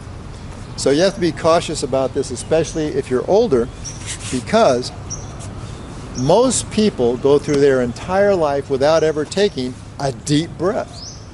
It's amazing. I've run across these people, lots, you know. They're retired, now they're going to go exercise and, you know, get back their vigor.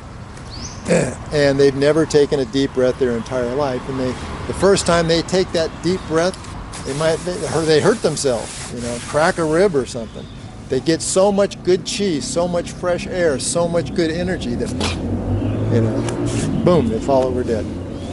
Well, maybe not quite like that, but be sure to be clear that you can do any exercises, even if it's breathing, that you're able to do those things. So that's it. That's enough blah blah. I don't know if this has been helpful or not, you know, but there you go. Thank you so much.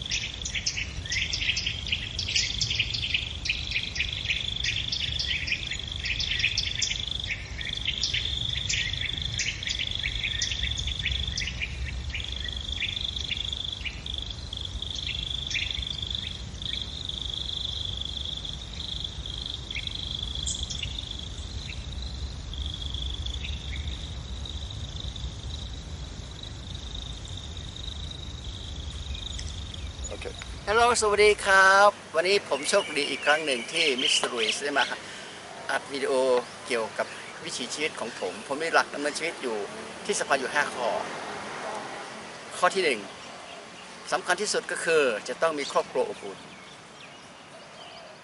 มีเป็นพ่อเป็นภรรยาเป็นลูกต้องเข้าใจกันข้อที่2สำคัญที่สุดอีกข้อ1ข้อที่2ก็คือต้องมีสุขภาพดีแข็งแรงสามารถไปไหนได้ด้วยตัวเองออกกำลังกายทุกวันข้อที่3จะต้องมีเสรีภาพที่จะเลือกทำกิจกรรมในแต่ละวันที่พอเหมาะกับตัวเองรู้จักการปฏิเสธเมื่อไม่ทำอะไรก็ตามที่เราไม่ชื่นชอบไม่ต้องเกรงใจเกรงใจไม่ต้องเกรงใจข้อที่4จะต้องมีเพื่อนดีทุกวันต้องหน้าตายิ้มแย้มแจ่มใสเพราะว่าการมีเพื่อนดีการที่ต้องยิ้มแย้มทุกวันนั้นมันเป็นพลังพิเศษที่บวกให้เรามีความสุขความสุขทั้งภายในและภายนอกมีความสุข